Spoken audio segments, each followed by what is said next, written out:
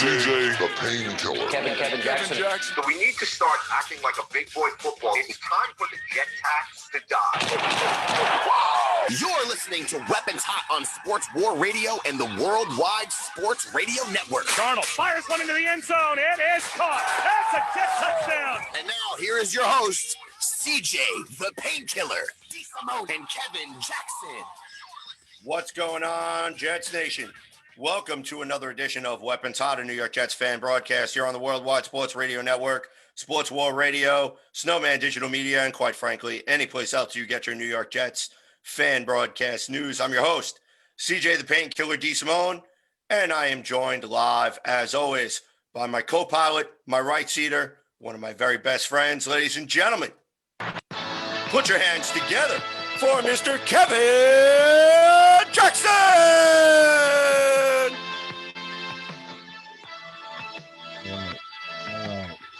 All right. As always, once again, if you've ever had a Weapons Hot introduction, you've been properly introduced, no doubt. Thank you very much, CJ, for having me. I don't know, kind of a day-to-day. You know, obviously we're going to have some things to discuss because, you know, in spectacular fashion, I think we kind of pulled out a victory when most of the Jets fan base has really been begging for losses at this point. So, look, I feel good with the win, man. And I mean, there's going to be a lot of positives that we're going to be able to discuss tonight, I'm sure.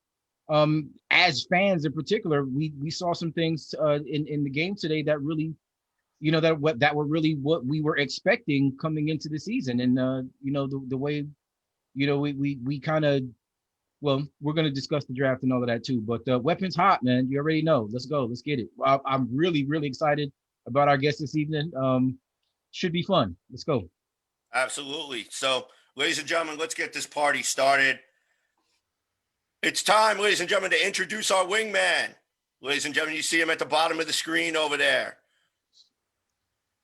And if his intro music will ever frickin' play up, thanks again, Groove Music, for just totally blowing everything because you suck. It gives me great pleasure to introduce our wingman, Mr. Jermaine Jordan. How we doing, everybody? I love that radio intro, bro. That music is dope. Yeah, looking forward to talking some Jets football. Got to win. I'm right there with Kevin. I'm not too upset about it. I think I got a chew out list going. We'll get into that, but I think it's going to be a good show. It's going to be a good night. All right, now it's time for us to introduce our special guest because I think we screwed around long enough. So, if his intro music will actually key up and actually work, thanks again, Windows Media Viewer. So, I tell you, this is where I wish I had a soundboard. Finally, ladies and gentlemen, it gives me great pleasure to introduce Mr. Jeff Magliochetti. What's up, guys? Thank you for having me on. Looking forward to a great show tonight. Obviously, I have been, if anyone who's followed me on Twitter, at Jeff J. Mags, currently a sports writer for Empire Sports Media, currently covering the Jets over there. But if there's one thing that I feel very strongly about, I've been very, very anti-tank. I really don't see the point in tanking in any sport. And I think the Jets really personified that tonight, but I'm sure we'll get to it throughout the program. Looking forward to be a part of really something special here. So we're looking forward to get started. All right. So, ladies and gentlemen, it's time for us to set the table for you. New York Jets notching their first win of the season. Yes, ladies and gentlemen, we are actually going to talk about a win. The New York Jets hanging on by the skin of their teeth, thanks to Sean McVay going on it on 4th and 4, and the Jets getting an absolutely magnificent stop by safety Marcus May, which pretty much iced a 23-20 New York Jets victory as they defeat the Los Angeles Rams.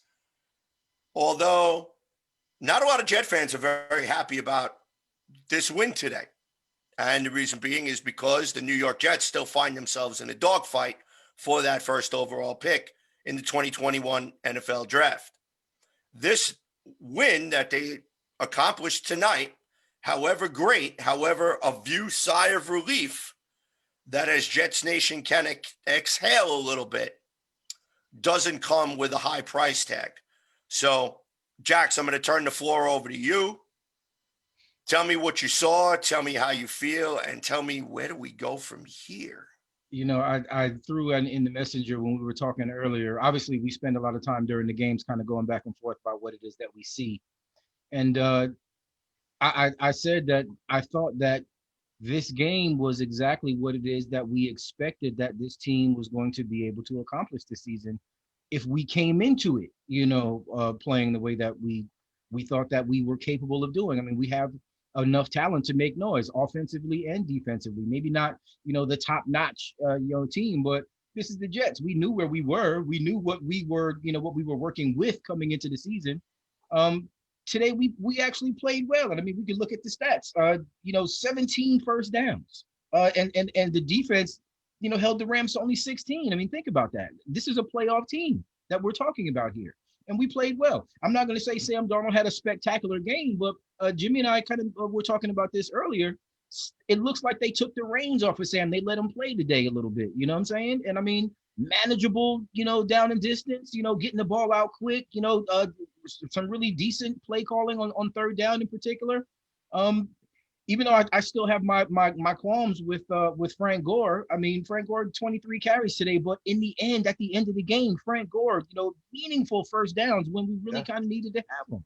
And again, it's bittersweet because we're talking about the ability of drafting the Jet savior in Trevor Lawrence.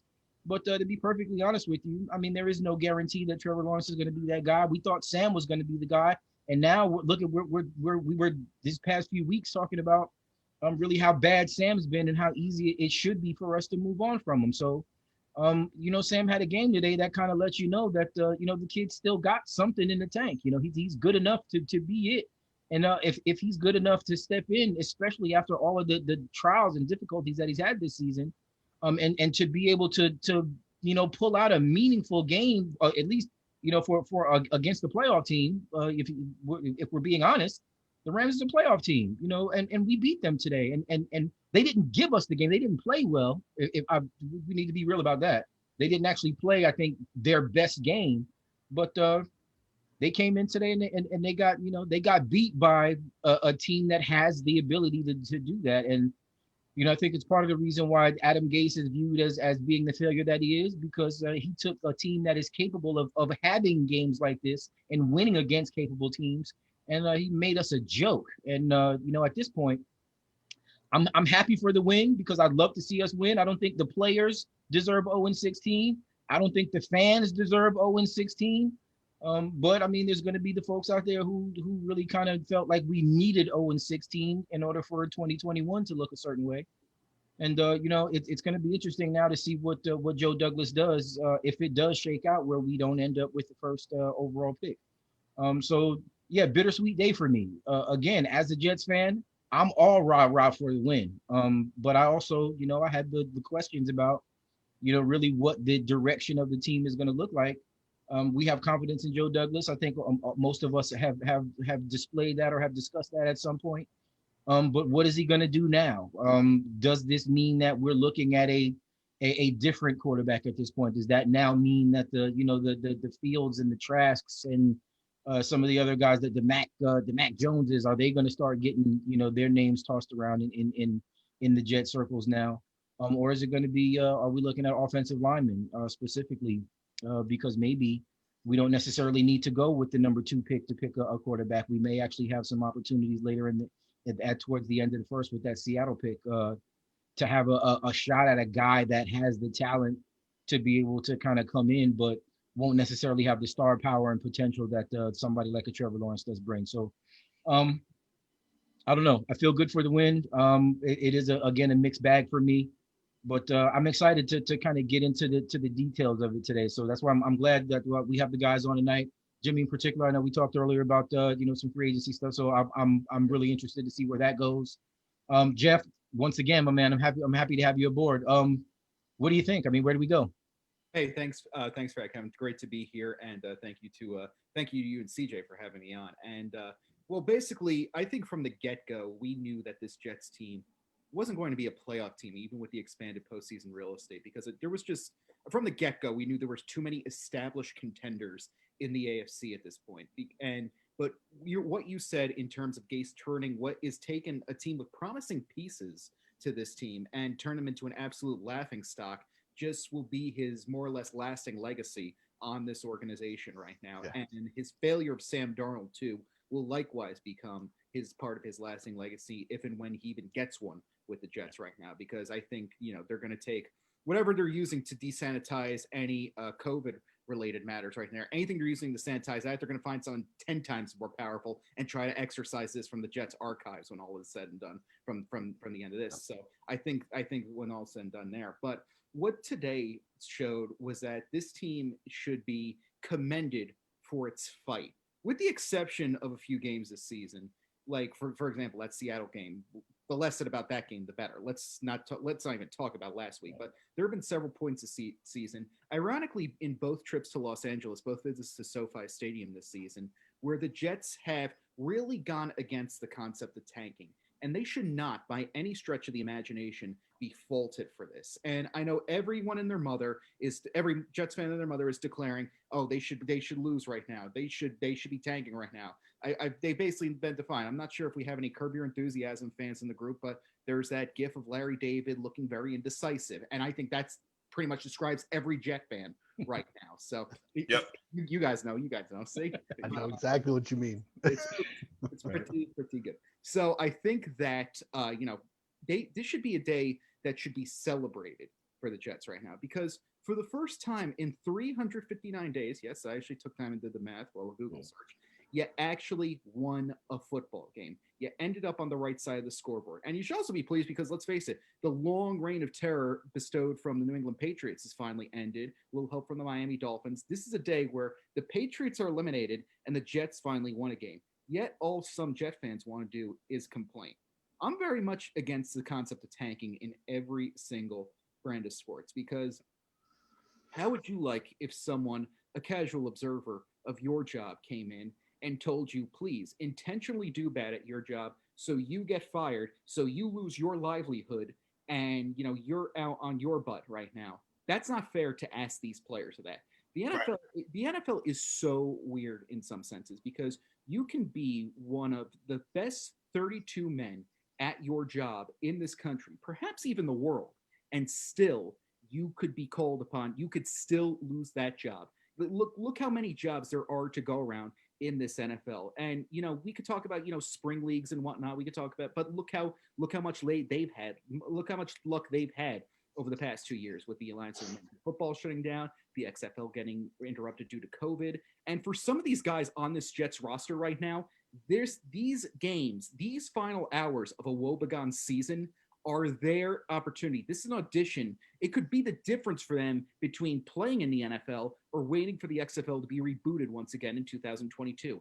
That's the difference. And I do not think that these guys should be faulted for that, because we're seeing guys earn their opportunities, earn their positions out there. One guy who stands out to me, for example, is Neville Hewitt, a guy who has done this several times over the past few seasons. Re-added on single-year deals coming in, and he led the Jets in 10 tackles today. And he's proven himself to become a very solid depth option, and is now starting to develop himself a consistent NFL career and someone who can contribute at the highest level of football right now. Yeah. Another one who stands out to me is Marcus May, because when Jamal Adams got traded, this was going to be a huge season for Marcus May, in the sense that he was going to be the elder statesman in a developing defense. And so far, he has risen to the challenge. If there's one thing he's done, I think we can all agree on, it's that he has done what he can. He's done what he could to make sure the Jets have some representation in the Sports Center top 10, with the interception in Seattle last week, the interception in Miami, had a very good play towards the end of this game today. And something else you said, Kevin, too, that stood out to me was that the Jets did not play a perfect game of football by any stretch of the imagination today. And I feel that, this is exactly why almost the draft does not begin or end with Trevor Lawrence. Now, look, I saw yesterday's game yesterday. I'm sure you guys saw yesterday's ACC title game. I'm sure every Jet fan saw yesterday's ACC title game. And much like today, they were not rooting for the team that's usually known for green, Notre Dame. They were rooting for Clemson to see what Trevor Lawrence can do. And for the briefest of moments while watching Trevor Lawrence play quarterback for Clemson yesterday, I was ever so briefly tempted to join the pro tank side. I was like, wow, this kid is good. This kid is good. This kid is good. It's an absolute joy and absolute pleasure to play football. And Justin Fields, while I feel he can be an effective NFL quarterback, I don't think his entire college career should be erased. I don't think he should drop down the draft board for one tough game against what is, let's face it, a very solid Northwestern team. You know, it was very easy to be seduced into thinking Trevor Lawrence plus the New York combination plus the star-crossed franchise combination could be something that's talked about for decades to come in this league. But here's the thing. The draft does not begin and end with Trevor Lawrence. The thing is, I wrote this back in October. If you bring Trevor Lawrence into this organization in this day and age, that's not the be all fix all project for the Jets right now. If you bring Trevor Lawrence in, he's going to be the same thing. He's going to be running for his life 40 times a game. He might get sacked 40 times a season, and he is not the end all solution for this team. The Jets right now, they don't have one need. They can go best player available because there's so many needs to fill right now, with the exception of probably their special teams, which is Sam Ficken probably secured his job for the future. Braden Mann has done very well. I tell you what, Braden Mann, if adjusted for taking defensive snaps, he might be fourth on the Jets in tackles this season. Let's put it that way. But yeah, that's true. Because today, he saved a punt return touchdown, which pretty much would have iced the game for the Rams. Laid the hammer. With that tackle, there was one. And then there was also the fourth down play, very curious fourth down play. Sean McVay not going for the tie. He was actually going for the win on that 4th and 4. Yeah. And instead, normally any other coach would just go kick the field goal. You take your chances to try and get one more kick at the can, with having 2 timeouts left. Right. And, he gambled. He gambled, and I don't know if he gambled on purpose, if he felt like he liked the matchup versus his guy versus the Jets defense. I don't know exactly what the brain trust is behind that particular call, but it obviously ended up working out in the Jets' favor, but Marcus May kind of redeemed himself because Marcus May had a pick pretty much bounce in and out of his hands, which ended up turning out to be a first down for the Rams. And, in the group chat that I'm in with Kevin and several other people, some of them which are actually in tonight's chat, I was saying this team lacks killer instinct. This team has zero killer instinct. And when it was 17-3 at halftime, Jeff, I was saying the Rams are going to find a way to come back and win this game. And everybody's telling me, no, they're not going to do it. They're not going to do it. And the reason being is because we've seen this 3 times this season already, Jets fans. We saw it in the Denver Broncos game, a game in which the New York Jets handily had that. Actually, this is 4 times, excuse me. So the first Patriots game, the Jets completely dominated the Patriots from pillar to post. Okay. And in the waning minutes, they find a way to choke it away. The Las Vegas Raiders game. Basically what you saw on the last sequence of events in this game when the Jets had the ball with a little over 2 minutes left to go, if they would have executed this plan with 2 minutes left to go, guess what? We would have already had our first win against Las Vegas, okay? And not had to, again, watch highlight reel after highlight reel of the zero blitz and Derek Carr stepping up and launching an absolute bomb to Henry Ruggs III. Okay? So, although a lot of fans breathed the collective sigh of relief that the tank was still going and we were still over, but the fan in me is like, I want to win these games. These are games we should win. So, again, this was something too where I kind of had to separate the objectiveness as I'm here up on this broadcast from the fan a little bit, because the fan in me was like, yeah, we're in the lead at halftime, baby. Yeah. And then there's another part of me going, they're going to fucking blow it in the second half. It's been the theme all season. Basically. Who's that fan on the Major League movie? Randy Quaid's character? Right. Don't blow it in the playoffs. They're gonna They blow always it. blow the ninth inning. And you know, you had every right to think that too, because something that stood out to me, their end of half strategy. They had the ball with basically a very healthy 2 minutes left, and they opted to basically more or less do everything but kneel at the end of it.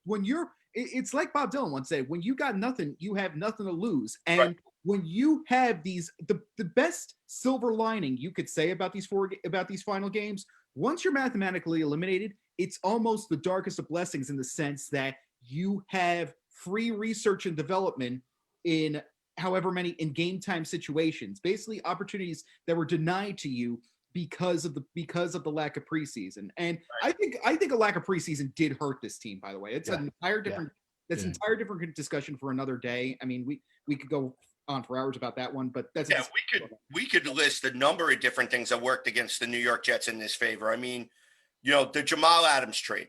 Yes. Okay. CJ Mosley opting out. All right. And which then I don't fault him for it, by the way. That's his prerogative. I will not fault anyone for opting out of right. Well, I mean, look, we're trying to play football in the middle of a pandemic here. So, but then a lot of people questioned the commitment. Well, if he opted out and you trade Jamal Adams, how is that going to affect, the development of this team? And look, I sat up here, I was banging on this very desk that I'm talking to you guys at, saying that I thought the Jets had a legitimate shot after the 6-2 start, the 6-2 finish last year, which we now can pretty much look back on and say it was eyewash or it was full gold or fugazi. Okay. When we were all in the offseason saying, okay, well, if we build the offensive line, if we get better guys out there, if the offensive line actually just plays, to like the 17th or 18th in the league level, give Sam Darnold 2 or 3 more seconds to get rid of the ball, then we might actually have a shot to be able to be competitive in a lot of these games. But there are also some of these games that we played this year where they never got off the plane. They never got off the bus. They looked like they were disinterested. So it was frustrating because it's frustrating to see a team week in and week out where, look, and I'm going to call a spade a spade. I'm going to go through the Jets schedule. You had a Buffalo Bills team, which we knew was going to be tough. Okay. Then you had a 49ers team that was injured. You basically bent over and freaking let them just run all over you. Now, look. They lost both hairdressers on that game, too. I understand. San Francisco 49ers played in the Super Bowl last year. They had a tremendous amount of injuries. This was a perfect time for the New York Jets to take advantage of those teams that are struggling without their key starters in. Problem is that the 49ers, you go and take a look at their bench. Their bench is so deep that their bench players could be starters on other teams. So, you had that. You had the Colts game, you got completely smoked.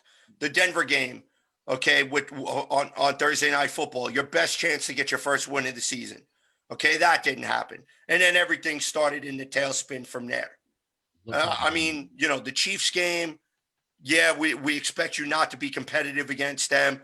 But, the Raiders game, you were competitive. You weren't supposed to be competitive against them. Let's face it. Patriots, you weren't supposed to be competitive against the Patriots. But, the Patriots aren't the Patriots.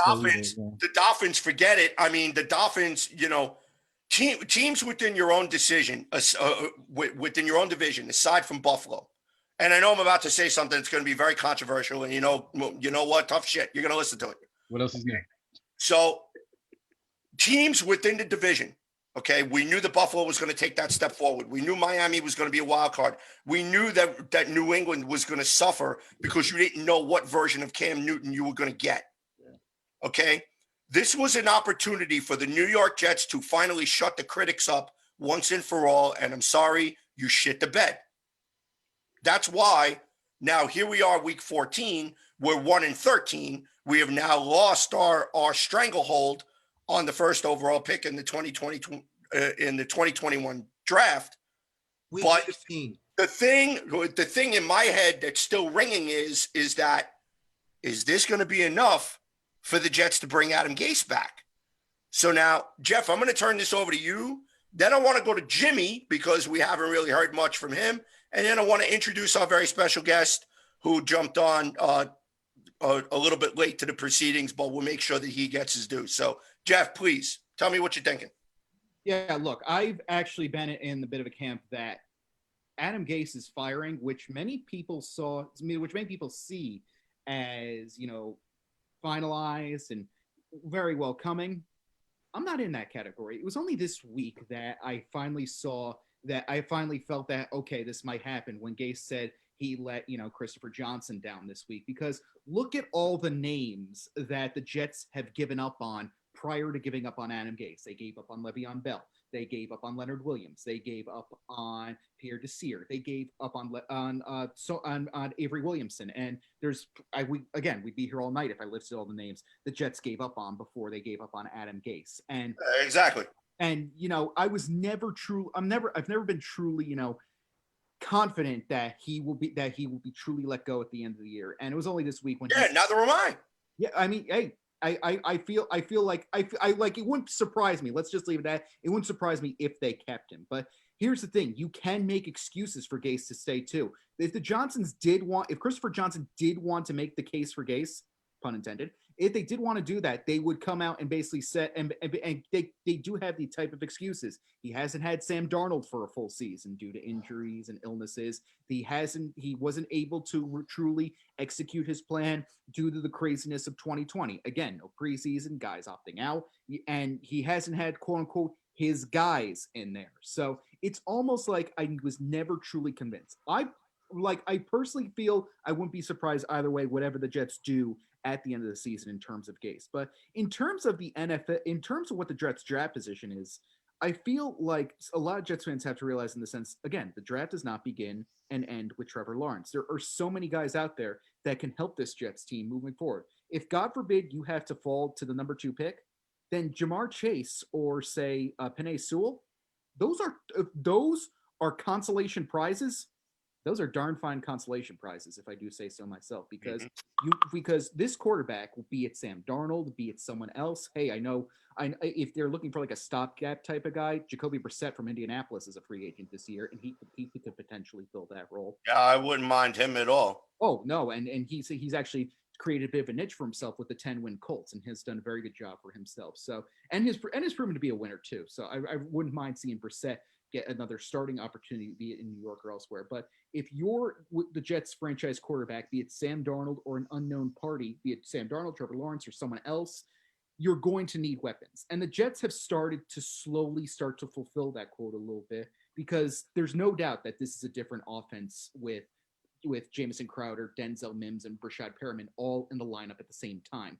Crowder, in particular, has a strong future here because he's proven himself to be one of the more reliable slot receivers in this league. But this draft is relatively deep at so many positions that that losing the number 1 pick is not a death sentence for this team. Because once again, you bring Lawrence in here, you're just going to get more of the same thing with Sam Darnold. You said it, CJ, in the sense that everyone said that Sam Darnold was supposed to be the savior of this franchise, and we haven't. I didn't. And well, okay, fair. Sorry. For the record, I was almost not convinced because of just the tarnished history of USC quarterbacks in the Yeah, right. Beyond that, and I'll just be honest with you, I was a Lamar guy, but I just felt like because and to your point though, Jeff, it's the Jets, man. I mean, any quarterback that was going to come in was going to have the struggles that we have organizationally.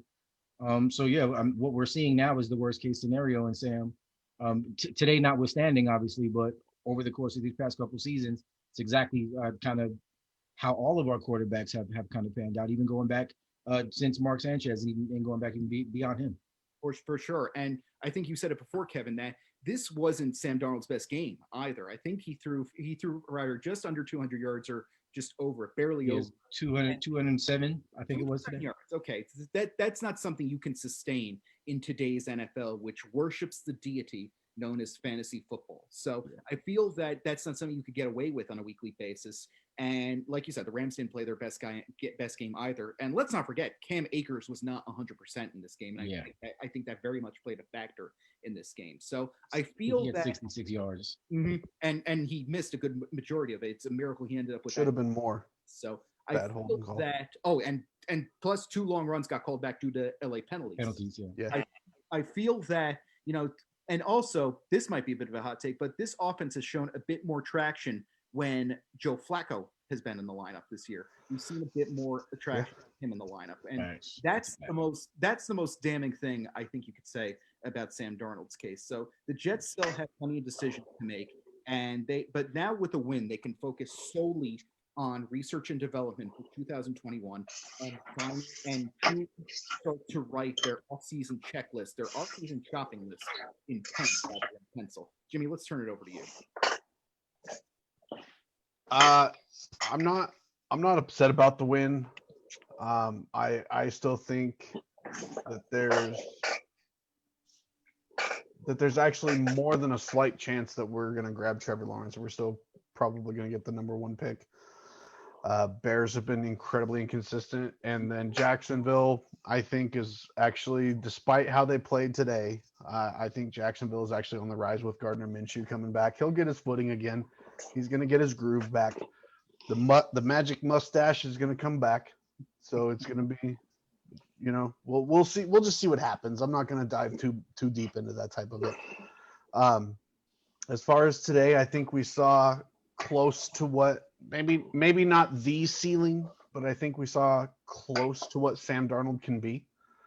I know that's a little bit of a hot take with some of the Jets fans out there, but I just think that, give him a couple more weapons and I think he could do better. I think he could start being like 250 to 300 on a good day. Yeah. Passing yards, couple touchdowns a game. But like you said, Jeff, it's not anything that you're going to want to, you're not going to be reaching for Sam Darnold in a fantasy draft. So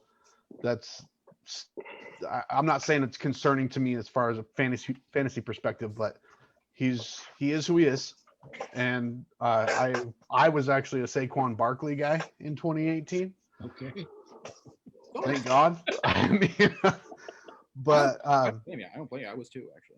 Yeah, I just think, Sam Darnold played 27 games at USC. He threw 23 interceptions. He lost 14 fumbles, fumbled the ball 21 times. I was never about that. Ball control is huge for me when it comes to my quarterbacks. So as far as this game, my chew out list, I got a couple. I'm coming at you, John Franklin Myers. I'm coming at you. When you have an empty stadium and no noise and you're biting on a hard snap count and then you laugh about it, nah, son, you're 0-13. Bonehead player. No, man, you're 0-13, brother. You need to have your head in the game. That is not something you laugh off. The other one, bless Austin, 3 penalties that kept drives alive, bro. And I'll be the first one to talk about bad officiating and that Cam Akers touchdown in the 4th quarter. You could argue that it was a hold on Neville Hewitt, with Neville Hewitt being the one held. Ticky-tack. But it was borderline, man, at best. And then with the back judge being 30 yards away, being the one to call that penalty, I don't know. So, but bless Austin having pass interference calls, having holding calls, this and that. Now, that last one should not have been a pass interference, and I think they let this one slide because that ball was uncatchable. So I think it should have been illegal use, like a defensive holding or something along those lines, because they could have actually challenged that. If you're going to call that a pass interference, well, I guess not this year anymore, right? They took that away. Like, you don't challenge PIs anymore. Thank goodness. But that one, the ball has to be catchable for it to be a pass interference, which that clearly wasn't a catchable ball. So, but the sentiment remains the same. Bless Austin he wasn't there. Like, his head was not there. So I'm glad we got a win. I really am. I'm with you, Jeff. I'm not really a tank fan. I just think that at this point, like we Jets fans have endured so much heartache, so much nonsense. And the Jets, year after year, they'll just piss away the entire season until we're eliminated. And then all of a sudden they're like, we're the best team in the NFL. And it hits us every single time right in the face. So I'll kind of let you guys get our new guests introduced. I'm just going to say that I'm happy that we won. We played a really strong game. I think we saw about what Sam Darnold could be in the NFL. And if we have the opportunity to grab a new quarterback, we still need to do it, in my opinion. And, it is what it is right now. We just handed the keys to the car to Jacksonville for our number 1 pick. So we'll see what happens. All right. Well, ladies and gentlemen, let me introduce you to our 2 guests that have joined the show a little bit tardy here. Just below me, Mr. Daniel Feuerstein, host of Feuerstein's Fire. Daniel, how are you doing today? How am I doing? Let me show you how I'm doing.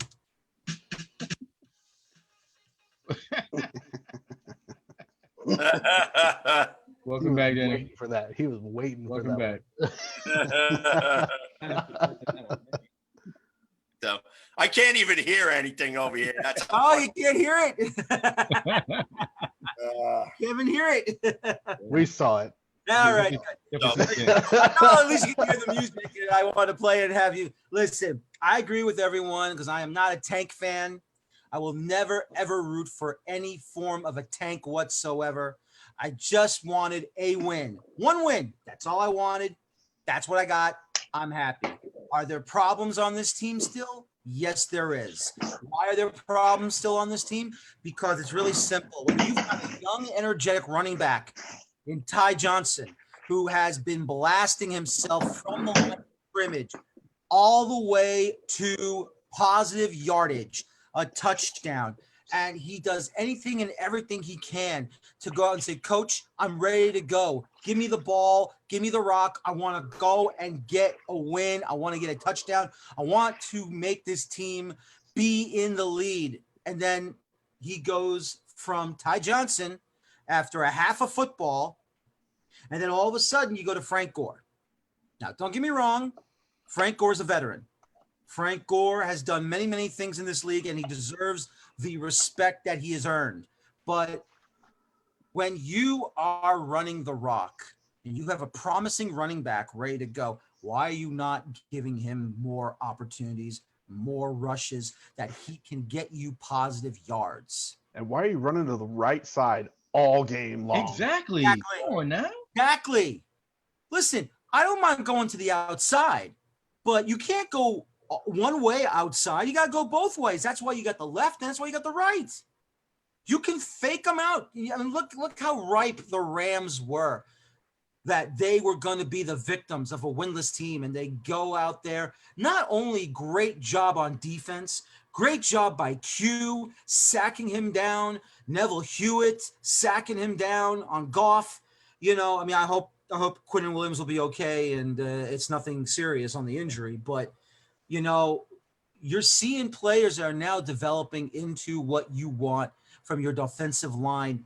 And once again, I understand the Rams are trying to get back into the game. I understand they want to have a comeback victory and everything. But when you have to keep the clock moving, when you need to keep the clock moving, why on that set of plays, after the Rams get a touchdown to cut the Jets' lead to 7, why are you throwing the ball on first down, second down, third down? 2 of the 3 throws that Darnold made were either incomplete or he had to throw it away.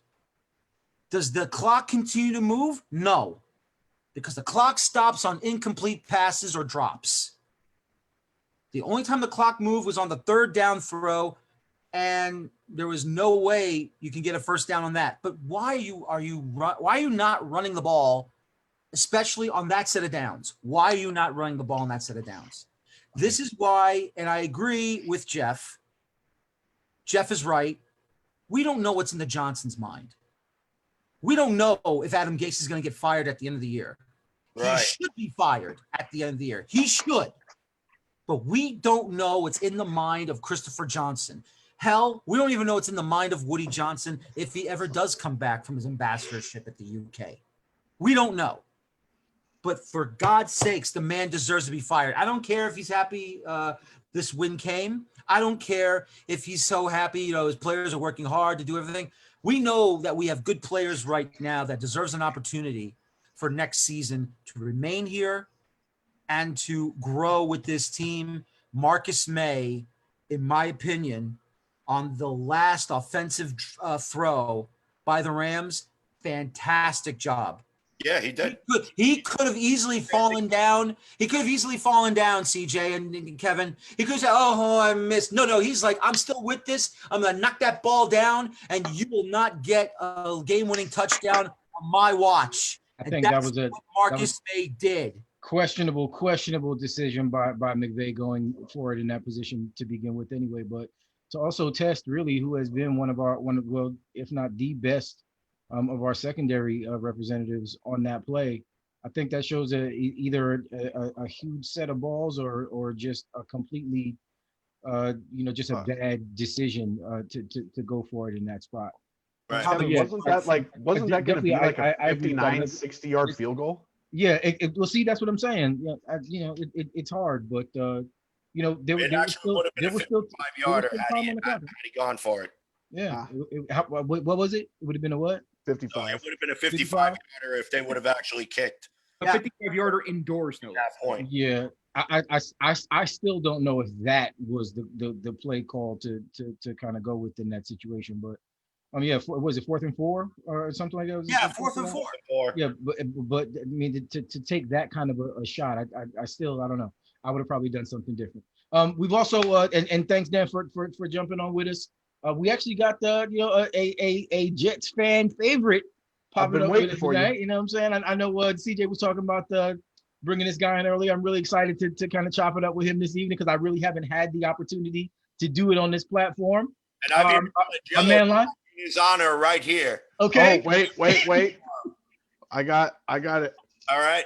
So, ladies and gentlemen, without further ado, it is time for us to turn the spotlight over to Mr. Lonnie Siegel, host of Jet Zone Radio. Lonnie, tell us, I'm sure jumping in that pool today for the Jets win and we go in must have felt out of this world.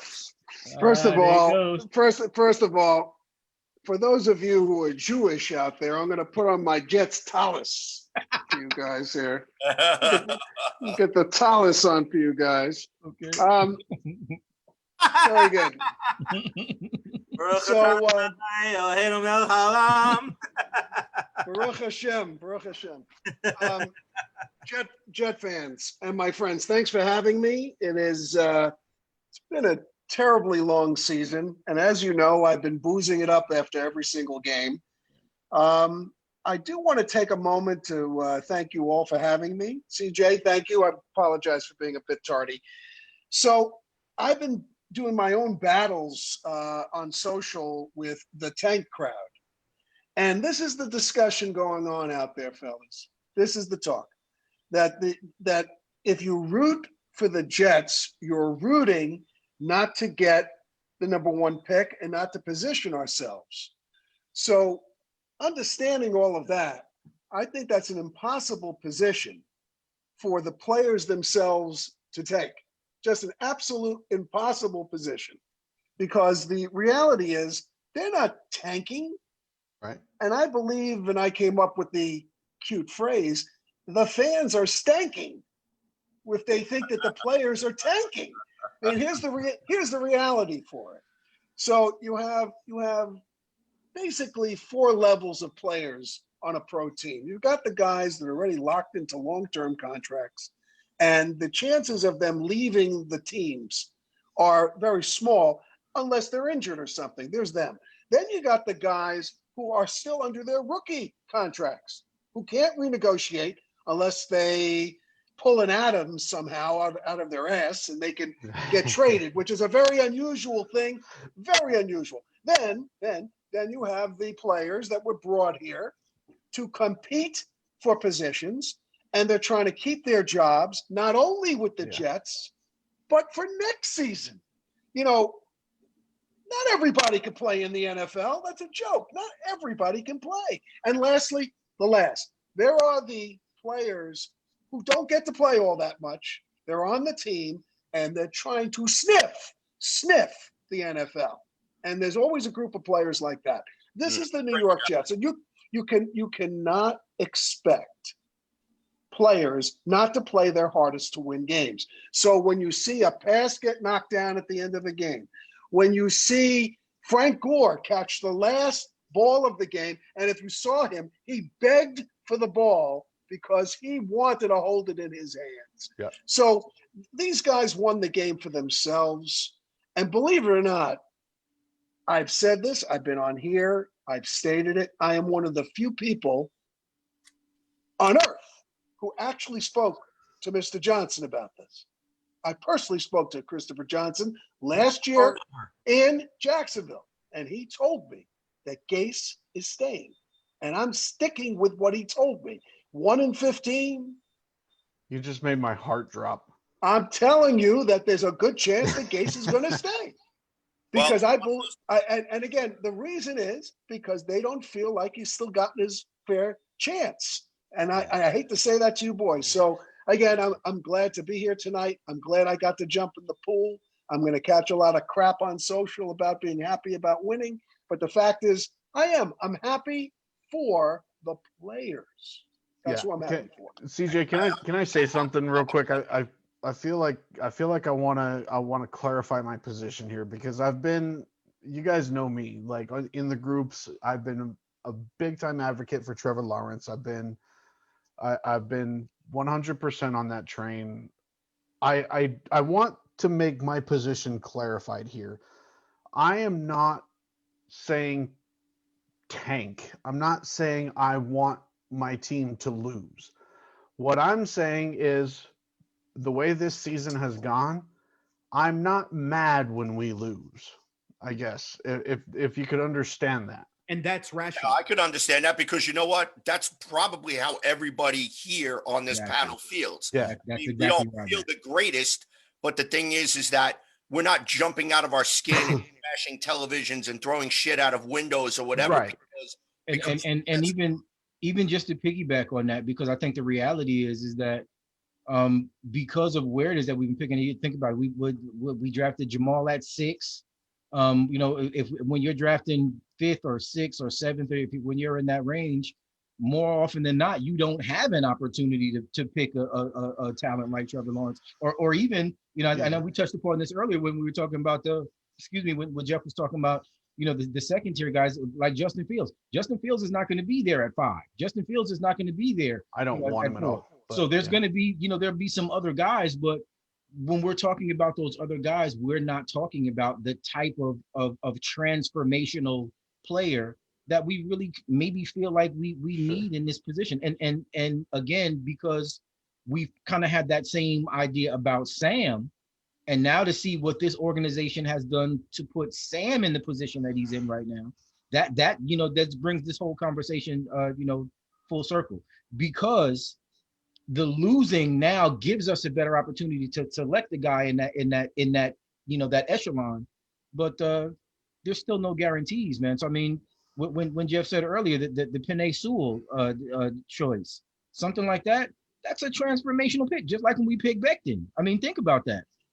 If we watch what Dallas did, how many ever seasons ago before they picked up Dak, they were I mean, all first round offensive linemen. That their offensive line literally had no one that was drafted below 10 or 15 or something like that. So I mean, when you put yourself in position to be successful that way, that takes us right back to the whole we win in the trenches, and if we're looking to build a foundation, that's where you start. You don't necessarily start by drafting a guy and then throwing him out there and saying we're going to get stuff to put around you. Like they did with Sam. They told Sam, yeah, we're going to put you in the best position to win. And now we're looking at putting him in the best position to get draft picks back after we trade you because you haven't really played well, and neither have we done what it is that we needed to do to support you. My wife has locked up my baseball bat. I can't break the TV again. Well, and my segment's actually going to cover a lot of what we're talking about as far as putting our quarterback, regardless of who it is, in the best position to win. So I do have a very solid plan if I do say so myself. I do have a very solid plan. Hey, no diabolical genius stuff here, okay? We're just I'm a mad scientist, baby. I got you. Hold on. I got Mr. Johnson on the phone. Hold on, Mr. Hey, Johnson. come on in. Come on in. Let's go. I got words for you, Mr. Johnson. I think I wanna get Douglas. comments on the air really quick. I'd like to thank everyone who's tuning in to watch it, who's watching the broadcast right now, sending in comments. Please keep sending them in. I will do my best to get them on the air. Shout out to Matthias Simon from all the way across the pond over there chiming in. He wants us to get a pass rusher. Kevin actually responded to him. That's a must. Shout out to Robbie Gonzalez. That was brutal. Bless was the tank specialist. Bless Austin was an incredibly physical corner today, and he got flagged for uses of hand. Those are all things that, among other things, among other things that he's going to need coached out of him. So whether or not he was actually doing it with Greg Williams or not, I mean, I still think that he has the potential to be a starter in this league. I think he has the potential to be a starter for the Jets, but there's just some things about his game that he needs to clean up. Joshua Kyle, our good friend here on the show, I officially accepted it. Look, Josh Allen was not a popular pick, and everybody thought Darnold would be the best quarterback. It's all about coaching. If you get the right coach, it changes everything. Everything, no matter who the QB is. So I can agree with that point. Right now, we still don't know exactly how the next 2 weeks are going to play out. So we're just in a holding pattern. So Jason C. Williams, wow, the stupidest team in the league. Wow, Adam Gase just saved his job with this win. He also chimed in again. This win has turned it around for Adam Gase, 2021 Jets coach, and we will win one game in 21. No. So I am so totally pissed off with this win. Penny Sewell get to know Becton, and then chimed in again with only the Jets could screw over only the Jets could screw the Jets over. So next year it's going to be Frank Gore and Adam Gase. I'm done. There's no way I'm rooting for Adam Gase and Frank Gore. Not going to do it one bit. Find out what size that guy wears. I want to get all his Jet stuff since he's leaving. Right? You know what I'm saying? You're going to have to give it up, right? Oh, man. I'm not rooting. I'm leaving. Listen to this. I'm leaving. He's leaving. I must have missed. Wait, what did I miss?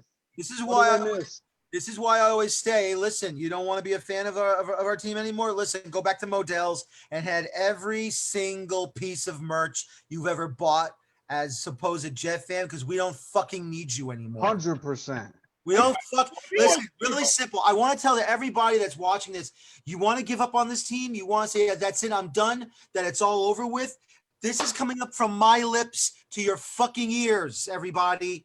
You don't want to be a fan of this team anymore after how many years you've been watching this team, and you don't give a damn anymore because of this whole situation, all because we're not the number one overall pick people anymore. You know what? Go back to Modell's, go back to Dick's Sporting Goods, go back to Fanatics, return everything because we don't fucking need you anymore. You're here.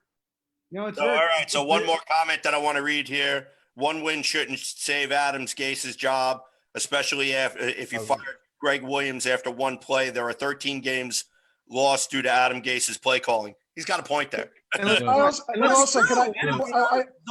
to jump in. I want to jump in real quick on something because I mentioned Johnson. I do want to say this. Be clear about this. I don't think that Gase has earned his right to come back. I want to be very clear about this. He hasn't earned that right. But the reality is that unfortunately we have no control over this whatsoever. That's true. I'm only telling you what a man said to another man. That's it. That's it. Simple. I want to get your thoughts on this. Come on, chime in here.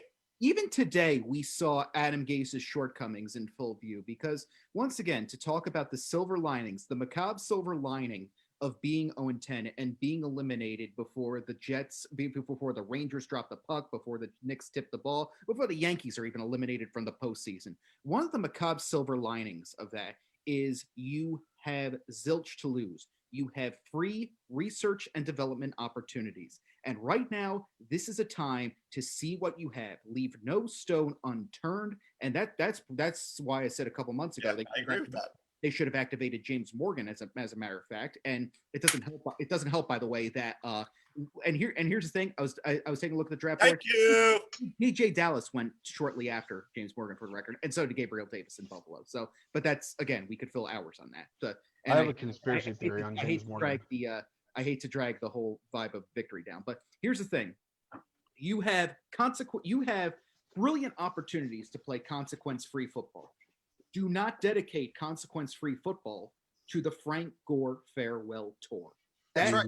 Because look, Ty Johnson and LaMichael Pirine may not be the rushing answer. They may not be the guys you have at running back 3 years from now in 2023. Oh, hell no. Pirine will be. They might not be. We will never know if they do not get opportunities. Thank you. And look, I think we were talking about love that kid.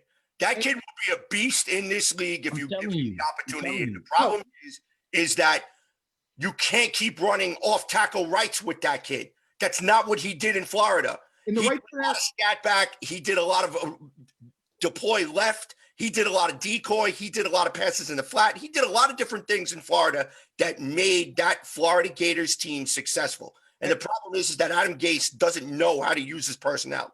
And Adam Gase, it's not just Pirine he's screwing over in this process. You have Ty Johnson, a guy who is scratching his way back in. I was talking about before, there are so many guys on this team right now that, these final games could well be the difference between playing in the NFL next year or waiting until 2022 when the XFL comes back.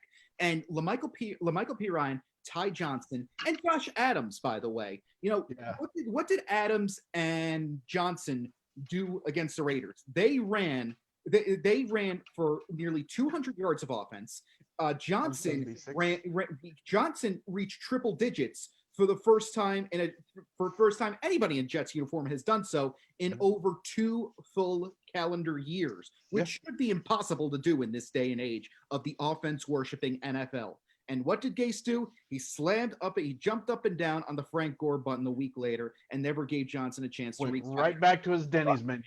And now we saw it again with Johnson this week. He did go to him out. He did involve him in the passing game, which I got to credit Darnold for. 6 receptions for 39 yards in the opening score today, but he only had 1 carry otherwise. Look, enough can't be said about what Frank Gore has been able to accomplish. It's a miracle he's still playing. And in the right setting, Frank Gore can be a tremendous veteran presence. And he could be a great veteran presence here in the sense that, he had some very lean years in San Francisco. He knows what it's like to watch a team rise from the depths of the football underworld and slowly start to take over the league because, he had to deal with a lot of football malarkey in his early seasons as a 49er. But then him and a bunch of other homegrown talents like, Patrick Willis, Alex Smith, Colin Kaepernick, Vernon Davis, there were so many guys built through San Francisco drafts that they were able to raise that team from the depths of the football underworld and bring them to the Super Bowl. And it was Frank Gore's movements that helped them get to that Super Bowl. So he does have a role. I do not fault the Jets for keeping him on this roster, but there's no way he should be getting 20 carries a game like he got 23 today. And that's all I'm saying. And I feel that, again, good, very good point. Excellent point. I know you're very high on him, CJ, but we have no guarantees that LaMichael Pirine and Ty Johnson and Josh Adams are the future behind the quarterback for the Jets. But we'll never know if they do not get these opportunities to prove it. Correct. So, and we saw that today with Adam Gase, and one win that will probably be forgotten by the time we're at halftime at Sunday Night Football's game. It should not be the difference whether he says. I think the Johnsons have made their decision by this point. What that decision is, we'll know in about 15 days, but it should not save his job. Let's just leave it at that. No, and I agree with that. It should not save his job at all. I mean, let's be honest with ourselves here, is that if you're going to keep handing the ball off to Frank Gore, he should not be being at least 15, 20 carries a game. Should not at all. You want to use him for short yardage, for, getting a first down, getting just over the end line to get into the end zone. For a touchdown, fine, that's okay. Very rarely once in a while you want to give a breather to a Ty Johnson, to an Adams, to a LaMichael Pirine. That's fine. We're not complaining about that. What we're complaining about is this man should not be featured as a starting running back at all. Goal line is third down. Just to touch upon Frank Gore now again, because we've been talking about Frank Gore literally every week since. I did a spotlight on him earlier in the matter of fact, CJ, if you can kind of remind me about this, I think it may have been the first or second week of the season, and we talked about how Adam Gase's usage of Frank Gore is going to determine really what the progress of this team is gonna look like. And Frank Gore 23 carries for 59 yards today. 23 carries for 59 yards. Ty Johnson had 3 carries, 16 yards. I mean, think about that. If you give 10 more carries to Ty Johnson, excuse me, how does that look in comparison to giving, Frank Gore, who literally is going to run for 2.5 yards, 3 yards or a pop? 60 plus on half it's ridiculous. And I mean, I get the whole veteran thing. I get the whole, we had some questions earlier about if it's because of the pass protection and all of that. Those are kind of negligible when you really kind of think about the lack of production that we get by continuously running him. And again, to feature Frank Gore, there is no way that this or any team in the NFL should be featuring a 947-year-old running back when you're trying to win games. It doesn't make sense to me. So what is he? I like Frank Gore. I mean, I like Frank Gore as a guy, as a locker room guy, as a veteran who can show guys the ropes. Exactly. Who can show guys how to practice, and who can show guys how to prepare, and who can show guys how to handle media and all those other things. That's what Frank Gore's role should have been. Frank Gore should not be the number one running back on any team at all. Yeah, he's 16 seasons of 500 yards. I think I saw that stat earlier when we were watching the game. That's a phenomenal stat. But that is not what it is that you want to have as your starting running back, especially when you have these dynamic guys that that are sitting behind him right now. Come on, we're wasting our talent. Question Adam Gase's not just the play calling, but how he gets a roster done, anything and everything that is detrimental to this New York Jets team. Yeah, period. I don't mind bringing over Frank Gore to help out the locker room. I don't mind him teaching the young guys how to act like a professional. I don't mind him coming in once in a while, very rarely once in a while on offense, just to get a yard here, a yard there, just to pick up a first down.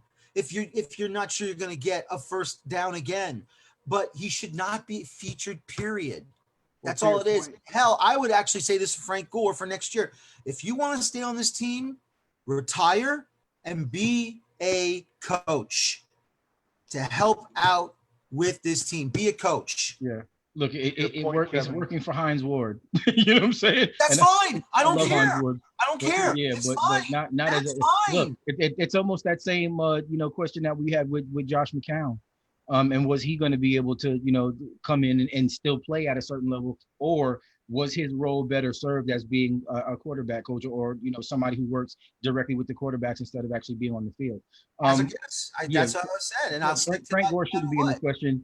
Adam Gase should be in this question. And Lon, you made some points earlier. And I know some folks are going to have some pushback about, but I'll keep it real. Not knowing what the Johnson's thought process is going to be about Adam Gase. That's scary as hell to me. I'm just going to keep that real. It really is. That is shit scares me to death, because the fact of the matter is that there are reasons that he might be able to give to Chris Johnson that will kind of maybe sway Chris Johnson. But and I think we've talked about this on the show how many times already. Chris Johnson obviously has no clue really what it is that he's doing about building a organization that is a perennial winner. I want to point on Chris for a moment. I think that it was pointed out to me. I can't take credit for it, but his go ahead and his first. Well, it's just not my way. His first big hire was Gase. Yeah. So by him firing him, he would have to accept that defeat, not only to the franchise, but to his brother. Yeah. He'd have to accept that. Yeah. All of us have siblings. I know it sounds really weird. These guys pull up their pants just like us. They got to live with each other, and it's not a small thing to take that big bite. I'm not sure that's part of it. That could be part of it, but in no way. All the things you've been pointing out. If Gase were on this panel with us tonight, which he'd be getting completely demolished if he was. Please, But if come he, on in, but if he Gase. was, but if Gase were here with us, Be you sharp know, on my his eyes I was thinking. Jeff's eyes just lit up like, Just- Case on this panel? Could you imagine what I would ask him? well, yeah. If we said to him straight up, I said, I love it. Adam, so you Who do you featured think Gore. you are? You featured Gore for 23 carries today. What you're thinking behind him touching the ball so much? Answer. Ready? Here's the answer. Gives us the best chance to win. Yeah. No, That would be his answer. I know. And that would be. toast answer. It would be. Well, Yeah. he's already said that. And really, I don't think the numbers bear it out. So, you know, I think that there's Adam Gase hopes that the Zoom interviews he gets will last forever. Forever. Okay, Kevin, forever. to your He likes point, them. Kevin, to your point on Gore having that stat of 16 seasons of 500 yards or more, that's fantastic. I'm not taking the accomplishment away from him. Of course not. But you point to me the years that he was the number one rusher in the NFL. You can't do it, and that's the key. Is I want to fucking be down on those sidelines, and I want to snatch Gase's Denny's menu with a picture of Frank Gore that is his playbook, and I want to take it away. I want to roll it up like a newspaper and smack him on the fucking nose. And it's like, no, right. no. Not again. Never Hey, again. can I ask you guys something? We'll go around the room. What do you think Joe Douglas's impact is on any of those decisions? You know what? I'm just gonna say really succinctly in that Joe Douglas isn't maybe fulfilling what it is that we expected that he would based on the contract that he received.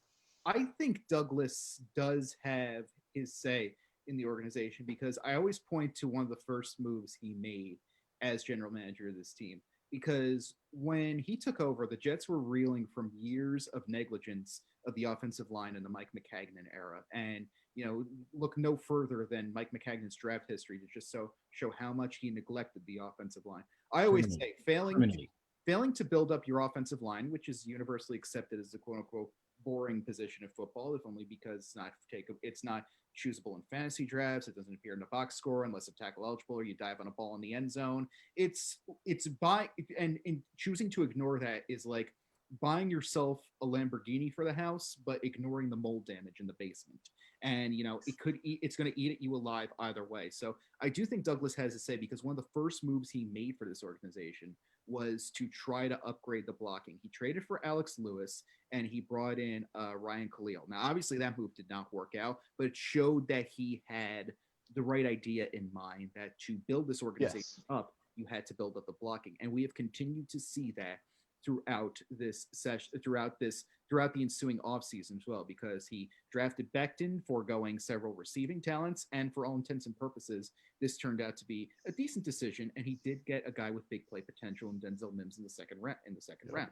And the other thing I think with Douglas, After trading back, exactly, as well. And I think that Douglas's impact can also be seen in these short-term deals, where his message basically is, you want to prove you can be here for the good times, play well for me in the short times as well. So I definitely think that Douglas does have a good say of the decisions that go on in the organization of this team. And I think he does have a vision. So go on. I think that Douglas so far, and I'll take back some words I said about him. I think Douglas so far has done well with the drafting aspect for this team. I will admit to that. I mean, he found Mims. I mean, Bryce Hall, who was mostly injured, finally got an opportunity. He got an interception today off Goff. I think that's a great pick, and he saw what he did in college before the injuries happened to him in his senior year. Becton was a stroke of genius to draft him. Absolutely, it'll be for the future for our offensive line. He still needs to work on the offensive line into the draft, but I think the key misses he has made, and that will go towards Ryan Khalil. And I understand what Jeff is saying. Yes, you think he still had an opportunity, but once you start going into the, you know, the motions of retirement, that was a mistake to bring him back. So I think the free agency part of his job is not working as good as his drafting has been. I give that 100%. And I'll just to kind of make a couple of points on this, because initially I thought Fant was kind of a questionable pick, but it's actually worked out. Fant has actually played well in comparison. I do have some questions about his offensive line building, because at this point, I mean, he brought in a few guys, and really honestly, the only one that really has worked out fairly well has been Fant, and you know, McGovern's been questionable. Alex Lewis and all the other guys that he brought in, they've been really bad. Even Elfman, who just kind of got in, I mean, he's actually played decent in comparison to what it is that we had before that. So, you know, if offensive line was going to be where it is that we expected him to be able to hang his hat's falling. His hat's on the floor right now because he really hasn't done a great job. Now, hold on, because Becton is a dog. There is no question about that. One of the best players, if not the best player on the team currently. I think Jim said that last week. The only untouchable player as of right now that's on this team. The mid to late round draft picks, I think, are still going to be in question because, again, what it is that we haven't seen in Morgan, what it is that we haven't seen out of P. Ryan. But I think, again, that comes to coaching. The Austin kid, the kid from Cal, who, you know, we kind of expected was going to be an athlete, and he hasn't necessarily played up. But again, as a rookie, you know, we, like I say it all the time, we don't draft veterans. These guys, they have to learn how to play. They have to, you know, find their place. And some of them have really solidified, like Becton. But Becton, a Pro Bowl caliber player as a rookie, beast mode selection. It was my choice. I'm not going to toot my own horn about that, but I'm telling you, all the other guys they talked about, I figured Becton was going to be that guy, and he is. But we still have to wait and see. Jabari Zuniga, we still have no idea who that kid is right now. We have no idea who that kid is. Even some of the undrafted free agents that he brought in, you know, I think kind of go to a little bit about his ability to evaluate players. But we still haven't seen Cager, who I think is still floating around somewhere. Still haven't seen what's going to happen with him. The Bryces, both of them, you know, to be honest with you. Javelin Guidry, who was undrafted, he's still floating around somewhere, even though, I mean, he's not really playing up to, you know, a potential that looks like he's going to be a guy. But he has made some plays. He has flashed a little bit. And cornerback is notoriously difficult to be good, you know, coming in, especially as an undrafted free agent. So, look, Joe Douglas has done some things that we can look at and we can say, we have a guy. But Joe Douglas has also done some things that make me, you know, kind of question and say, yeah, look, the way he's handled the kicker situation, that to me is, you know, that was questionable, especially last season. Ficken came back today and kind of solidified his spot, I think, a little bit. But, you know, still, is he the long-term answer? I'm not sure. I'm actually very happy you brought that up as a former special teamer. I used to be a long snapper here, so I'm very happy you brought that up. And one draft pick, I think he's done well, Braden Mann.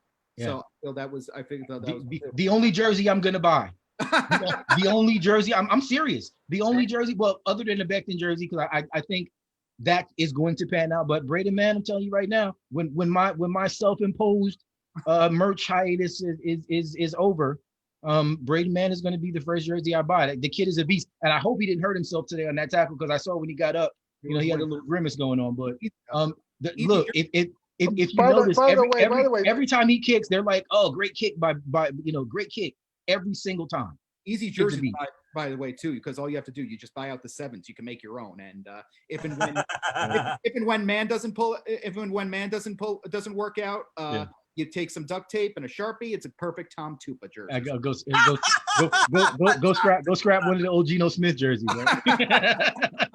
And, I have removed all Geno Smith items from my house. There are no Geno Smith items. I'm with you, Lonnie. I just wanted to clarify what I was making about Douglas before, in the sense that you're right. So some of his free agency moves have not panned out. Rashad Perriman, for one thing, is very hit or miss as well. Facts, I just feel that, you know, whereas McCagnon was a guy who brought in, you know, tried to bring in like the best player available, tried to take that strategy from the draft and bring it to free agency.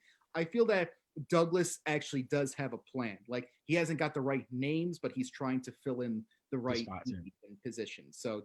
So I'm fully able to admit that, you know, some of his moves have not panned out. Khalil was a misfire in every stretch of the imagination. It really was. At least it showed he knew this team had to improve somewhere, and he was willing to turn over any stone to do so, Yeah. even if in trying to lure Facts. a team Pro Bowler out of retirement. Well, Let me throw this one thing in, and then I wanted to get Jim, because I know Jimmy got something, but Sure, Jimmy does have I think some of the contract, kind of the ways that the contracts worked out, like Jordan Jenkins 5 years, Brian Poole, the $5 million. I think those were really smart moves for where it is that we were. That kind of shows he was mindful about maybe not creating holes where we didn't kind of need to have them created, but still doing it without kind of breaking the bank. And McCagnon, I know McCagnon had to spend money in some of those situations because of the salary cap things, right? He had to spend money. But I think in this case, Joe Douglas actually did there was some smart maneuvering behind what it is that we're doing, to your point about him having a plan, Jeff. I think that was a great point to make. I only wanted to say one quick thing, and that was that, and I'm glad I brought up Joe Douglas. I am a supporter of his, but I think all of us should get our arms around the fact that this particular draft coming up will be the most consequential draft, perhaps in the history of our club. And you have to think about all the numbers that they have available to them, all the cash they have available to them, and the fact that we just spent 10 years of looking outside instead of being inside. And they have given him the keys, and I have no choice but to trust him. But there's no doubt that he sputtered. He sputtered a little, but I'm really excited about what's going to happen. And all these one-year deals he did this year, well, they were brilliant, to be honest with you. Correct. They're brilliant. So I want to give him those credits. One thing, what do they say when you're making an omelet? You break some eggs. Right. That is Joe Douglas. Yeah. The only thing I want, real quick, is this. I want, if it's either Woody Johnson or Christopher Johnson, I want them to let him make every single decision that is on his desk. That's all I want. I don't want Joe Douglas to make half the decisions, and then he has to go to the principal's office to request or ask permission to do this. I understand he has to because he's the owner and all that stuff, but it feels like he's only allowed to do half of the things that he should not be doing. He should be doing all of it. The Jets the Jets hierarchy, how things work there is catastrophic, really, in terms of how to build a team. We all know this. It's that part of it is broken. Agreed. Jim, where were you going? Where were you going, Jim? So I think I took Lon's question as we were talking about Frank Gore and the playbook, and I kind of took Lon, correct me if I'm wrong, but I kind of took your question as how much influence does Joe Douglas have over those types of decisions? That was really where I was going. Go ahead. I think Joe Douglas really has a minimal aspect of that with this bullshit system that Christopher Johnson has put in place, where Gase and Joe Douglas are on the same level and both report to Christopher Johnson. I don't think Joe Douglas has too much say in how the game plan is played out. I think Douglas has the personnel decisions, and then Gase has game time decisions that he's responsible for. So I think that's minimal. As far as how, like, the trust I have in Joe Douglas, we can all point to the Ryan Khalil move, and we can all say, well, it didn't pan out.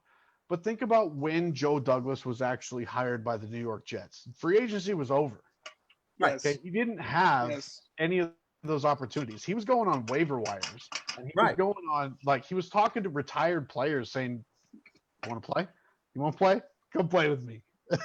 But he was at least taking initiative to find. Exactly. And that's my point, Jeff. That's my point. And that's where he earned my trust, is he knew that we had the 32nd ranked offensive line in 2019 and 2018, and he made the move. He took a swing. Yeah.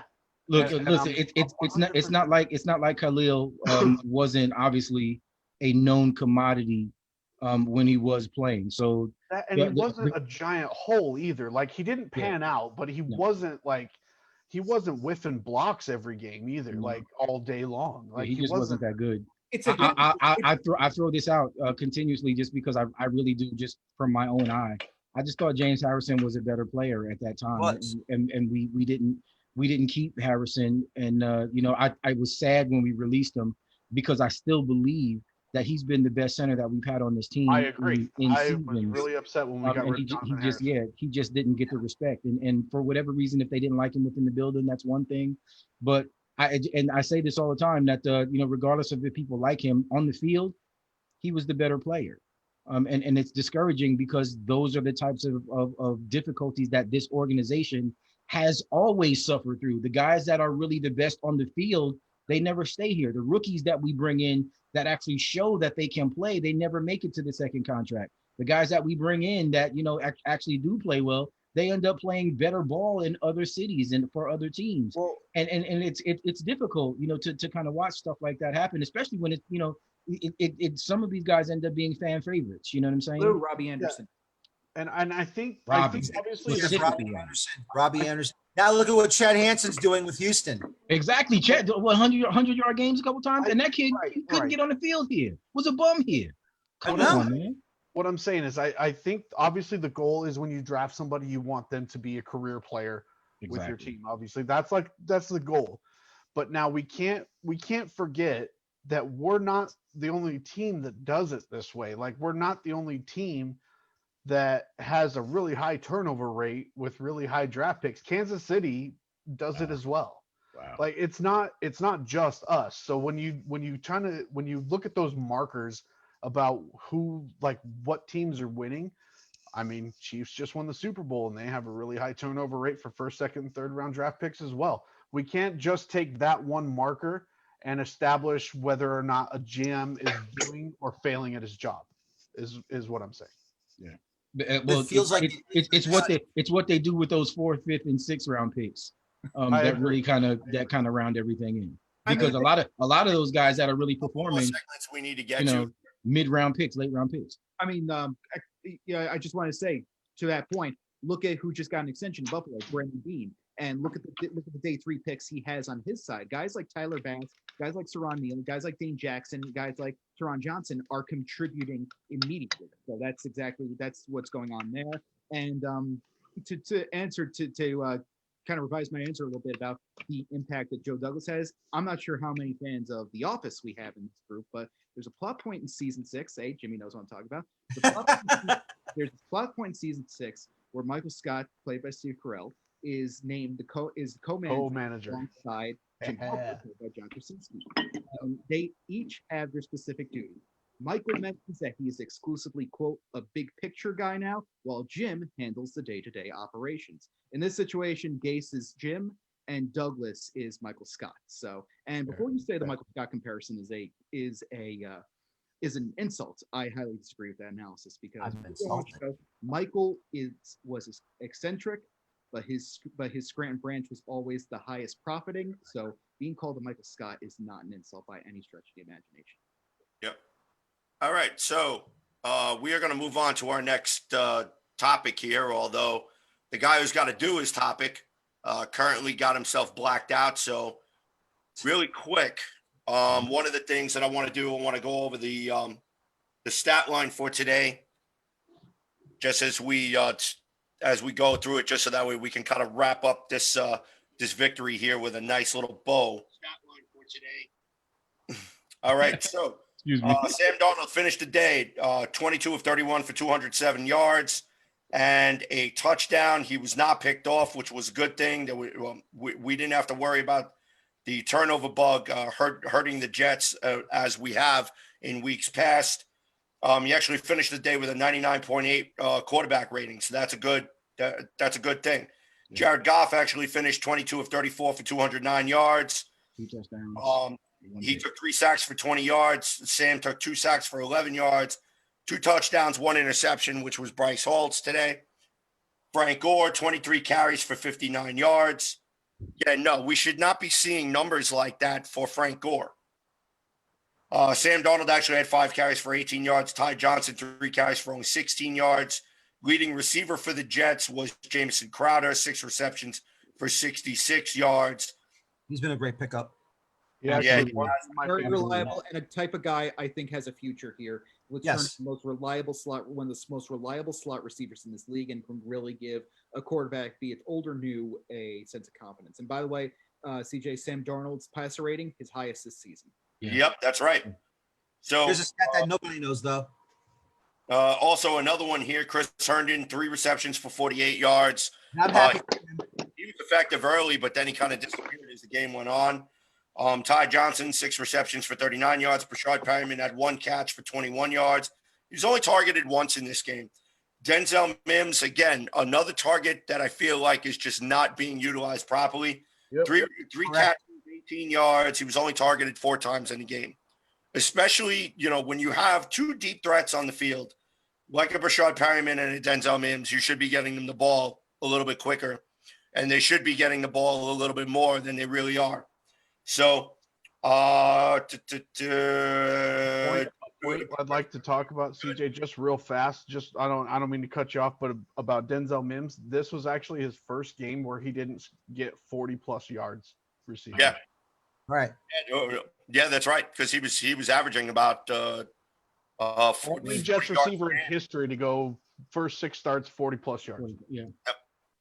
So, all right, Jimmy. Also, real quick, You have, here's a little stat I kind of picked out of here, but this is the first time the Jets have played in the same stadium against 2 different opponents. Usually everyone comes to MetLife for that.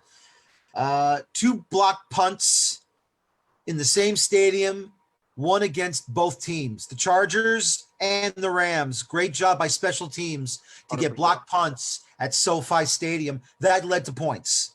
When the inevitable purge of the Jets comes, Shouldn't be Boyer. Yeah. Should not be Brent Boyer, exactly. We were talking about Brent Boyer being possibly the interim head coach. To be perfectly honest with you, I was saying that in 2018. Yeah, right. We've been talking about Brent Boyer in that capacity. CJ, how many seasons now? Really, he's been the best coach that we've had since.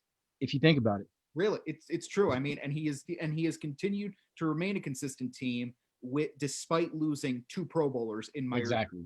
And I mean, and when you really think about the void of talent that we continuously say that the team has, he's still able to field, top-notch special teams regardless. So I'm really impressed with what he's done. Yep. All right. So Jimmy, we're going to get to your spot. I gave you an assignment with some people. I want to turn it over to you, and then after that, we're going to get to my co-host, Mr. Kevin Jackson's segment. So, Jimmy, let it rip. So what I've been looking at the last couple days is what are the Jets going to do in free agency? We all know that there are holes everywhere. We can really we can put a board on the wall and just have every position up there, and we can turn around and face the wall and just chuck a dart at the board. And that's the guy we need to get in free agency. That's kind of the position we're in right now. Right. Regardless of what quarterback we end up with, regardless of whether we get Trevor Lawrence, regardless of whether we go number 2 and then trade that back because nobody wants Justin Fields, in my opinion, don't give me the running quarterback. I don't want him. What we need to do in free agency is we need to establish 3 key positions. Now, I wanted to do a list of 5. I'm not going to include Marcus May in this free agent signing list because I think it's a foregone conclusion that we do re-sign May. I don't think there's any type of argument to say we shouldn't. We need to pay him. Absolutely. He's got to. He has to. He's really himself after Jamal kicked and screamed himself out of this team. Yeah, fuck Jamal. I don't. That's right. Fuck about that guy. Franchise tag? Sorry? Yeah. Would you franchise tag him? Would. Franchise tag May? Ooh. No. Yeah. I think we pay him, but franchise, that's. I agree. Franchise, I was a little much. I just wanted to raise a point. That's actually a really good question because, I mean, obviously more often than not, a franchise tag is usually the beginning or the end of a relationship between a player and a team. Exactly. And I don't want that relationship to end. I want to keep. Oh, no. Absolutely. I agree then. I'm sorry. I made a mistake. I thought it was just to save like a bridge contract of some sort. All right. I viewed it from both those sides. Like usually franchise tag means it's inevitably a trade is coming or something like that. It's either that or it's meant to be a bridge contract, meant to be like a show of trust, but at the same time prove you belong here. So, now let's kind of walk down that path with Marcus May.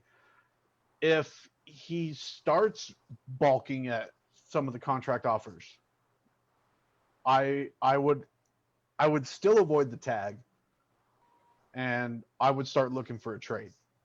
But we need to do what we can to keep the guy. But if it's just going to be an under the radar Jamal Adams thing, I don't even want it. I don't even want the headache. I don't want anything. We can find another safety. Obviously we've proven with Jamal Adams that the league doesn't revolve around safeties. I think May could truly help a type of team that is for sure. One move away from the Super Bowl for sure. Agreed. It should be us though. But I agree, Dan. I totally agree. I want to keep Marcus May. I want to be 100% upfront with him. Let's get the contract talks going. Let's get them done. My aspect is actually a couple little pieces that some Jets fans may disagree with. Number one, my free agent signing. I want to re-sign Pat Elflein at left guard. I want to keep him because he is sitting next to Becton. Is that left side is almost impenetrable. He's made some mistakes. Becton's had a few rookie mistakes. He gets his legs crossed up. Like I've noticed that Becton relies on his upper body really like an awful lot, and he forgets where his feet are placed. So he kind of gets top heavy. You know what I mean? So if he can get his base squared away, Becton is going to be absolutely elite, best left tackle in the NFL for the next 10 years, 100%. Elflein next to him is going to be solid gold. The next free agent signing, so we got Pat Elflein. The next free agent signing, I want Joe Thuney out of New England because he's got the franchise tag. Players hate being franchise tagged. He wants a deal. He wants to be in a multiple year contract, which I totally get. The Jets are in a golden position right now because the cap will never get lower than what it is for 2021. It will never be below $176 million. We have currently like $86 million. So you factor in some cuts, the Jets could have $90+ million going into free agency. And then we also have a rolling cap space of over $100 million per year for like the next 3 years. So this is the time when Joe Douglas needs to open up that checkbook and he needs to write some checks. He needs to get some people in here. And Joe Thuney is one of them. And I think we can pay Joe Thuney $17 million for 3 years, $18 million for 3 years. And I think he'd be absolutely happy. So you can swap him and Elflein. It doesn't matter left or right. Both can play either one, right? But if you get Elflein and Thuney, and I don't know if we're going to talk draft later on or on another show, but my draft choice. We'll save the draft and everything for the end of the season. Okay, so I won't talk about that, but I have an addition through the draft conversation that'll actually make the Jets O-line a top 5 O-line in the NFL. So Thuney, Elflein, my offensive line pieces for free agency. The next one is we have to get a weapon. We have to get an elite number 1 receiver. Allen Robinson. Allen Robinson has been proven to be a top receiver in the NFL with absolute garbage quarterbacks throwing to him. And he still gets the numbers. Even if we can get Sam Darnold under control, even if we end up with Trevor Lawrence, okay, whatever the case may be.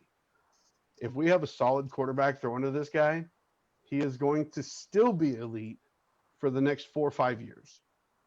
So I say $17 million a year, another 3-year deal for Allen Robinson. Let Denzel Mims develop and learn from the guy, and you still have you have 2 receivers on either side. Jamison Crowder in the middle. That's going to be an elite top 3 receiving core. The next one, it actually changed for me this week because I need an edge rusher on this team, guys. And I think everyone can agree with me. I need an edge rusher. Now, my first choice was initially Bud Dupree because Pittsburgh is in a really bad cap situation right now. They're going to have to find $20 million somewhere. And with Bud Dupree coming up, he's probably going to be available. So I was originally thinking, hey, Bud Dupree, we can get on that train. The injury scares me. His recent injury scares me. I'm liking, and his name's coming up again, Yannick Ngakoue.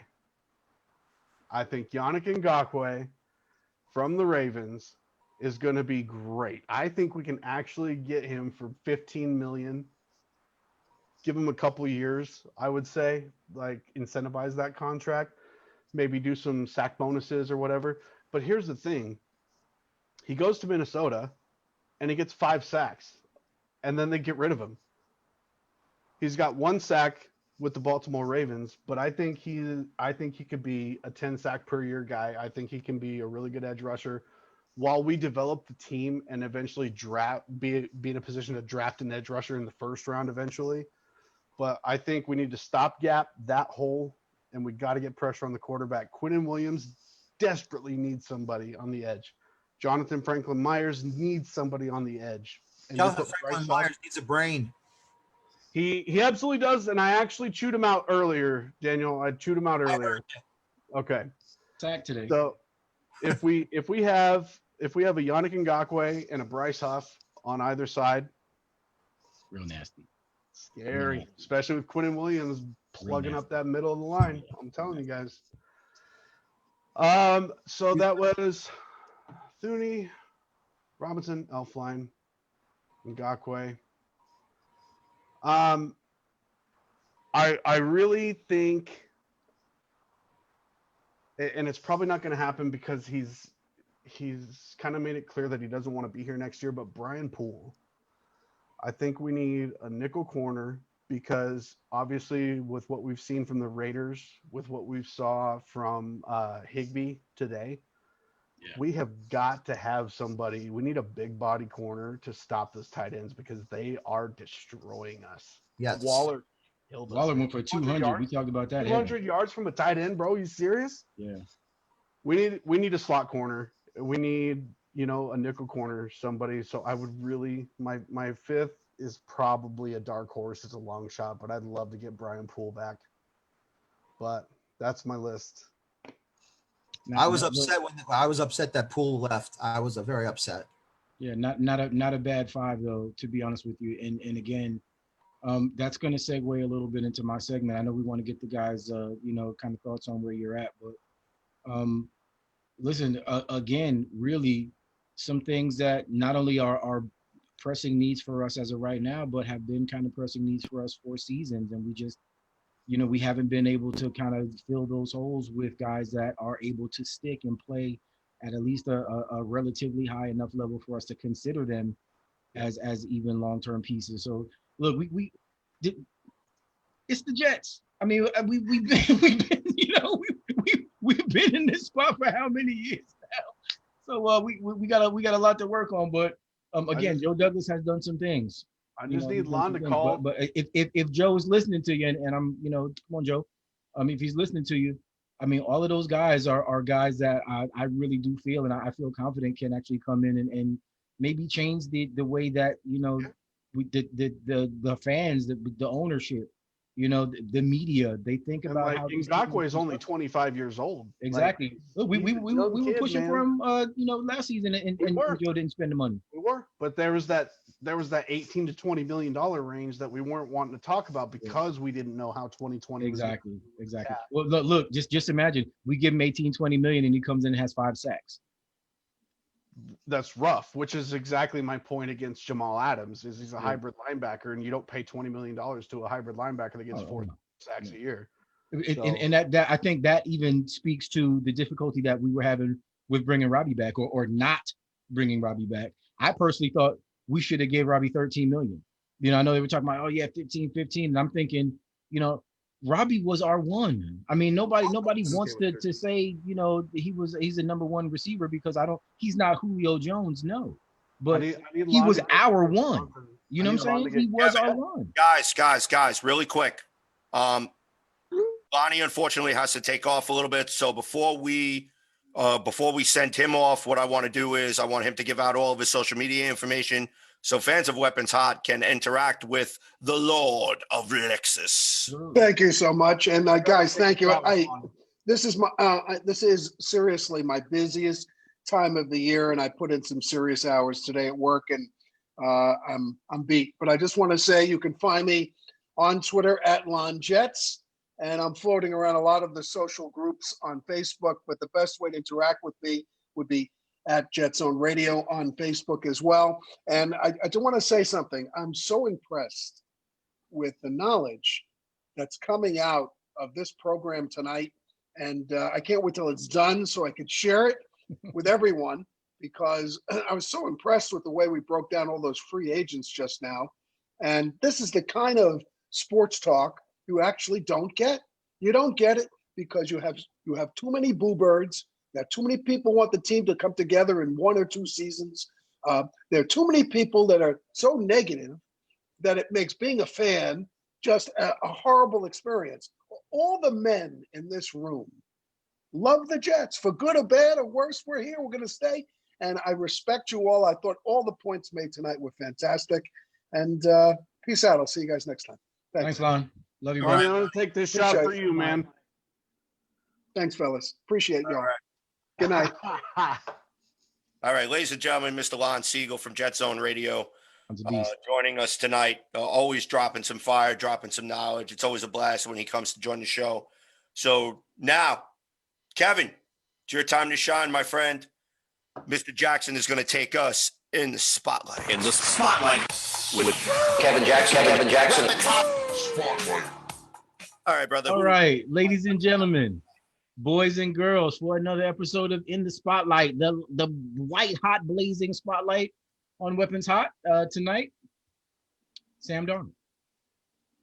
And I'm gonna break this down succinctly because I know we're coming up against it, and it does kind of tie into where our numbers guy was just coming from just a few minutes ago with some of the free agency. But Sam Darnold today showed that he is actually a capable quarterback. But with that being said, Sam Darnold didn't actually play a great game today. Sam Darnold, who we spent the past few seasons, listening to people say, and again, just because it kind of fills in with the whole tank for Trevor thing, we were tanking for Sam how many seasons ago, right? We were tanking for Sam how many seasons ago? And now the Jets have done what it is that they've done to Sam Darnold. And Sam Darnold, to be perfectly honest with you, hasn't helped himself either.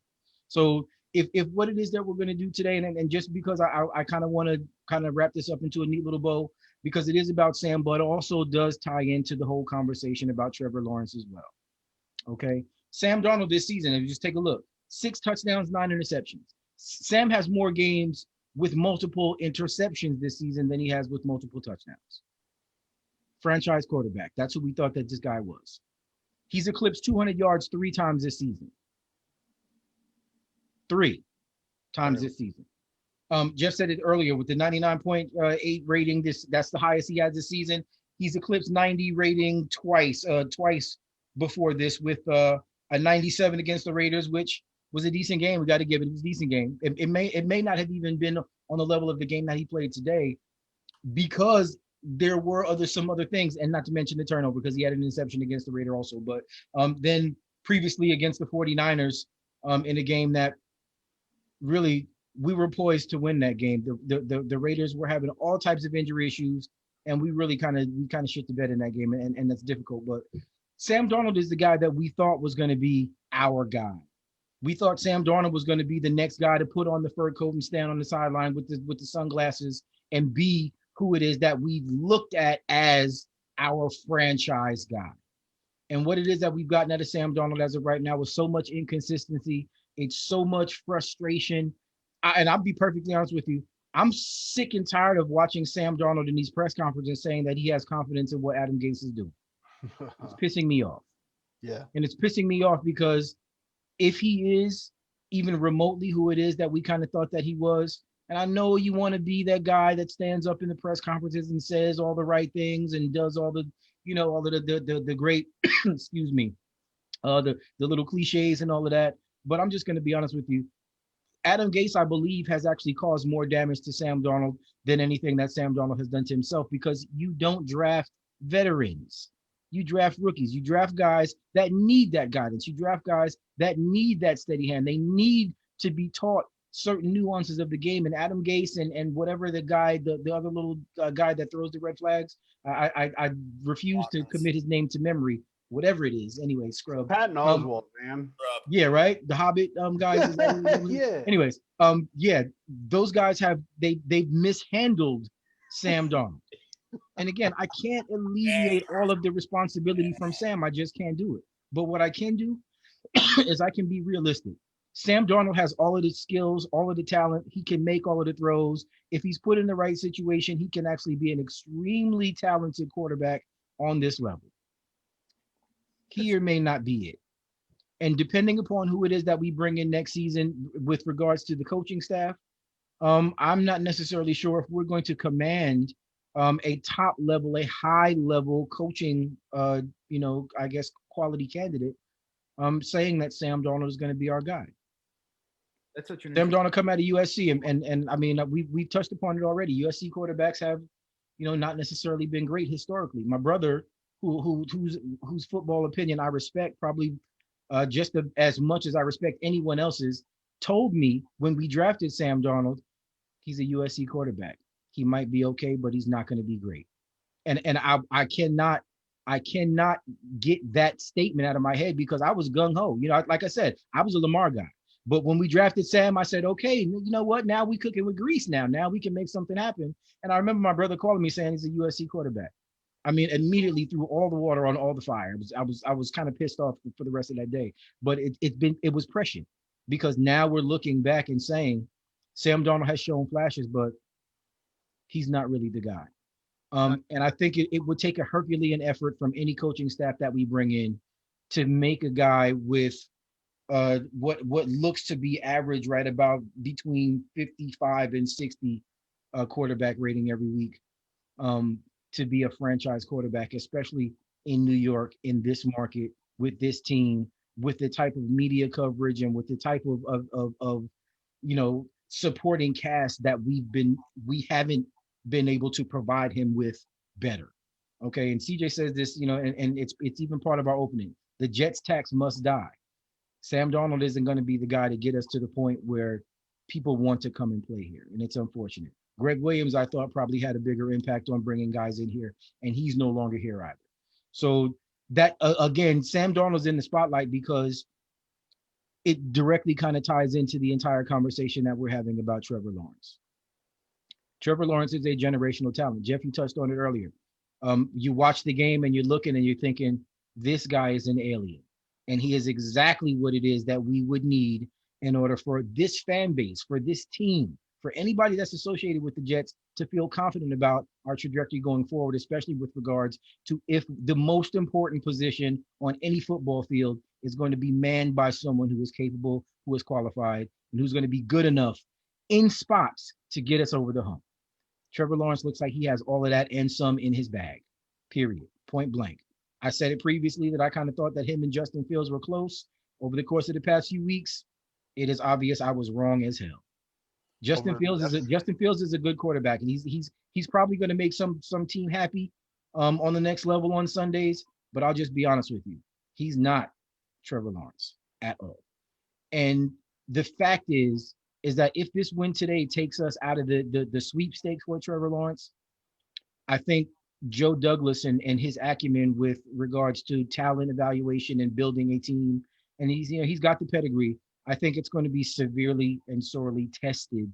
It's going to be pressed, and he's going to have to work wonders if we're not able to get this kid, because that changes the dynamic of everything else. What do you do with your offensive line? What are you going to do with your receivers? What are you going to do with your pass rush? Because a solid defense obviously is going to be so much of a help for your offense. He's really going to have to pull so many so many tricks out of his bag if Jacksonville cannot do what it is that they need to do to give us the catbird seat for the number one pick.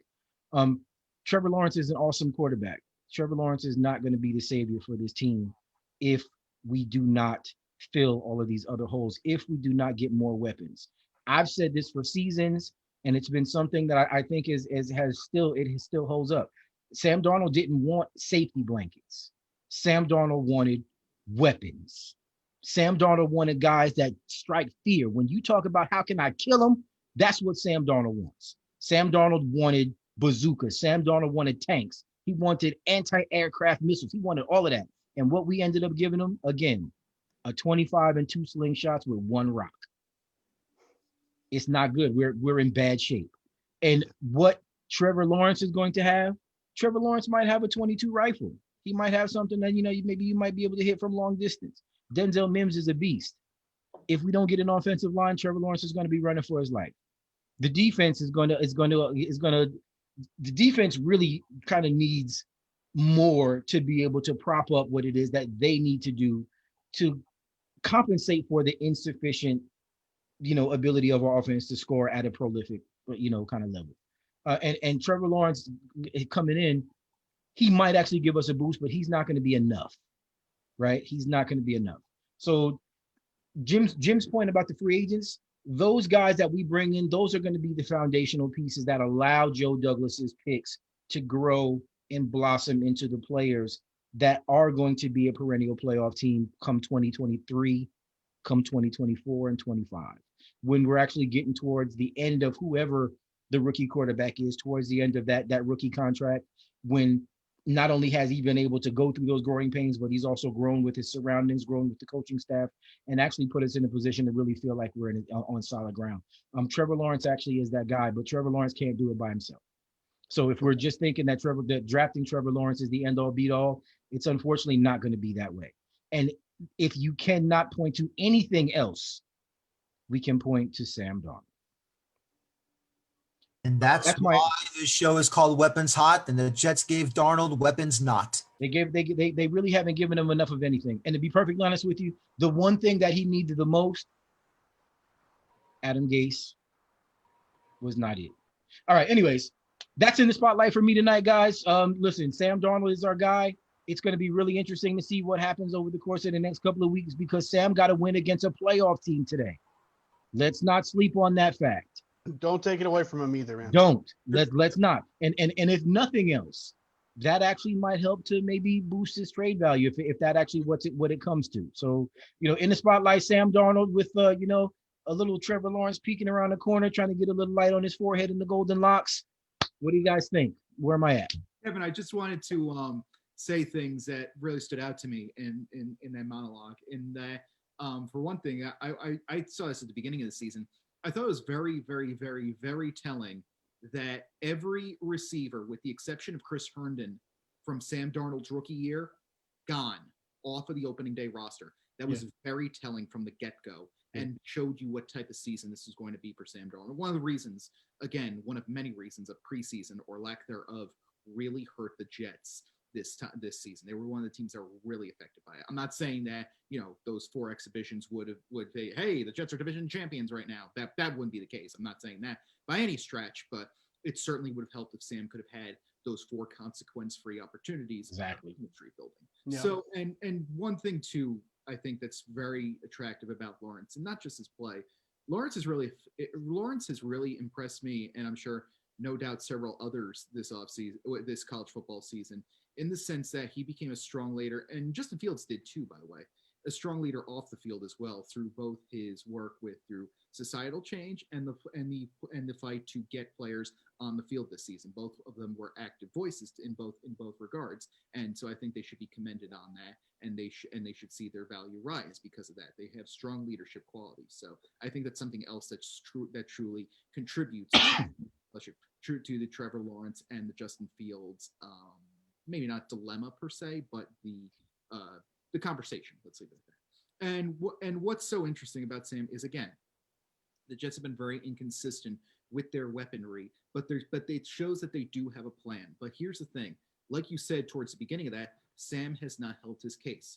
I took a look at the Jets' yardage output for their games this season, and today they put up 289 yards. In today's NFL, it should be almost impossible not to get to 300 at this point because the rules seem so geared toward the offense. It's geared so we have more high-scoring games than ever.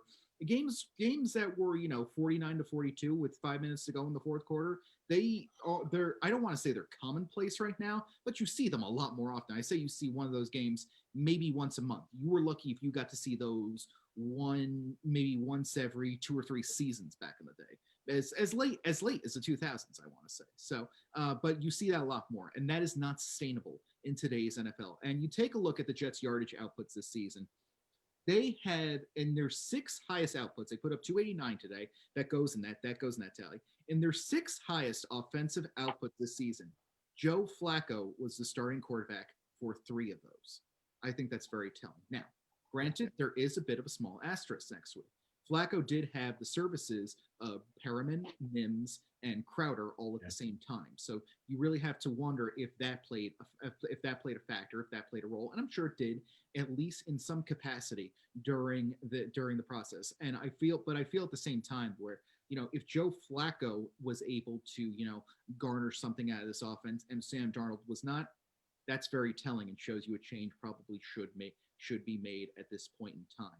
And the other thing is, I think you mentioned during that point, and it's been brought up several times during this process, the Jets' lack of a pass rush has really come back to haunt them this season. Now, granted, say what you will about 2020 as a whole, it has given us the rise of Quinnen Williams and the justification of taking Quinnen Williams with the 3rd overall pick. Absolutely. So for that, we thank you. And I think that Quinnen has done a good job on the pass rusher and the pass rushing spot from the interior. But you cannot work in a defense, at least not at this point in Quinnen's career. You cannot work in a defense where Quinnen Williams is the top backfield invader. Not at this point in Quinnen's career. I think he can get to that point, but not at this point in his career. They do need to look at the edge rushing right now. I think that's something they could focus on in the draft as well now too. Well, not just their first pick. Remember, they do have first rounders previously owned by the Seattle Seahawks, the Jamal Adams trade that would truly get that going. So I feel that, Darnold, I think a lot of Jets fans have to realize this too, because, it's very unfortunate because you see this in pretty much every capacity of life these days. It's never good to be an extremist, whether that's in sports, whether that's in religion, whether that's in politics. It's never good to be an extremist in any conversation. It's never good to be that. Cheers to that. Cheers to that. No, it's just straight out the bottle. 100%, baby. There you go. I got the couple here back. No, but it's never good to be an extremist. And unfortunately, Jets fandom has split into sects of several extreme positions. For example, there's one group I'm bringing up right now in the sense that there are some Jet fans that believe, and during my days covering the Giants, I found this too with Eli Manning. There are Jets fans that believe any criticism garnered towards Sam Darnold is completely unwarranted. And if you even dare to invoke Sam Darnold's name in even the lightest of criticism, you hate the team and you're not a fan and you need to get the hell out, yada, yada, yada. I get it in the neck all day. Every day. But I think fans have to realize that it's possible to both sympathize with Sam Darnold, but also hold him accountable, because there have been times out there where he has been making mistakes that would be troubling from a rookie quarterback. Like, for example, it's year 3 and Sam is still having trouble knowing when to throw the ball away. This is a problem that either must be remedied or replaced. And I think it might be best on all sides right now. It might be best for Sam from a personal career standpoint in his football career, and for the Jets from a team standpoint to cut ties, shake hands, maybe not. This is after all. Move on to another team, get what draft picks you can out of him, and start fresh. Because we talked about that last week too. Yeah. Give him the golden parachute. You know what I'm saying? Send him to a team that's gonna nurture him, allow him to sit behind somebody that he can learn from. Atlanta. Exactly. Look, Atlanta's good, Steelers good. What's the Rivers doing in Indianapolis right now? Yes, Jeff Indianapolis with Frank Reich. I think that could do wonders on all sides, because every team in the NFL, I feel, should have not just your starting quarterback, but someone you envision could be the quarterback in 3 years from now. And Indianapolis is one of those teams that does not have that right now. I think also on that short list is perhaps Chicago. I think Carolina is starting to realize that, which is unfortunate. I think the 49ers also, I'm saying, if you want to get him out of the AFC. So look, there are a lot of options for Sam right now, to be honest with you. There really are, because Sam, for all of the difficulties that he's had, Sam is still a serviceable quarterback with the potential to be really good. And Sam has had these flashes of brilliance throughout his career because I always go back to during his rookie season. Remember that 4-game stretch at the end of the year? He went head-to-head with Deshaun Watson on Saturday night against Houston. He had a Festivus miracle against the Packers when he went head-to-head against Aaron Rodgers in the home finale, penultimate week of the season. There was that time last year he comes back from mononucleosis and torches the Cowboys. That deep pass to Robbie Anderson was a defining moment for that team. And yes. really, I was in Dallas for that game. oh, Look, I was in Dallas for that game, and I'm walking around Dallas with my Jets jersey on, getting all of the meme mugs. So yeah, trust me, I remember that.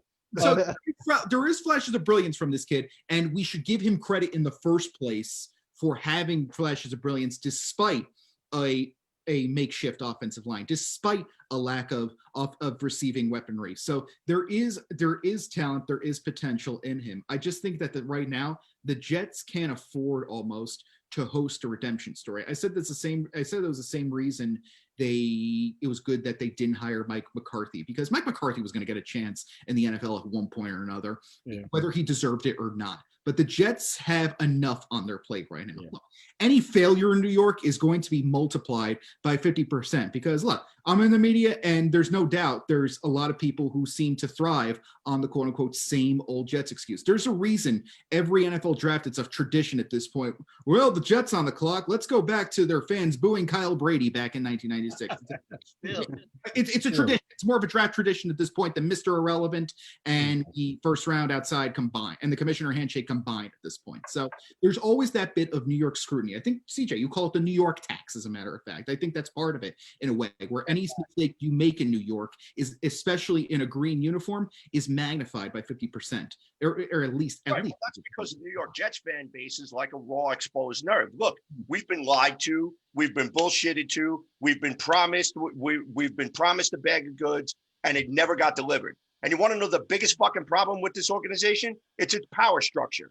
Okay, the power structure within this organization has failed this organization for the past decade plus. And the problem is that the person who can fix it has his head so far up his own ass that he can't fucking see straight.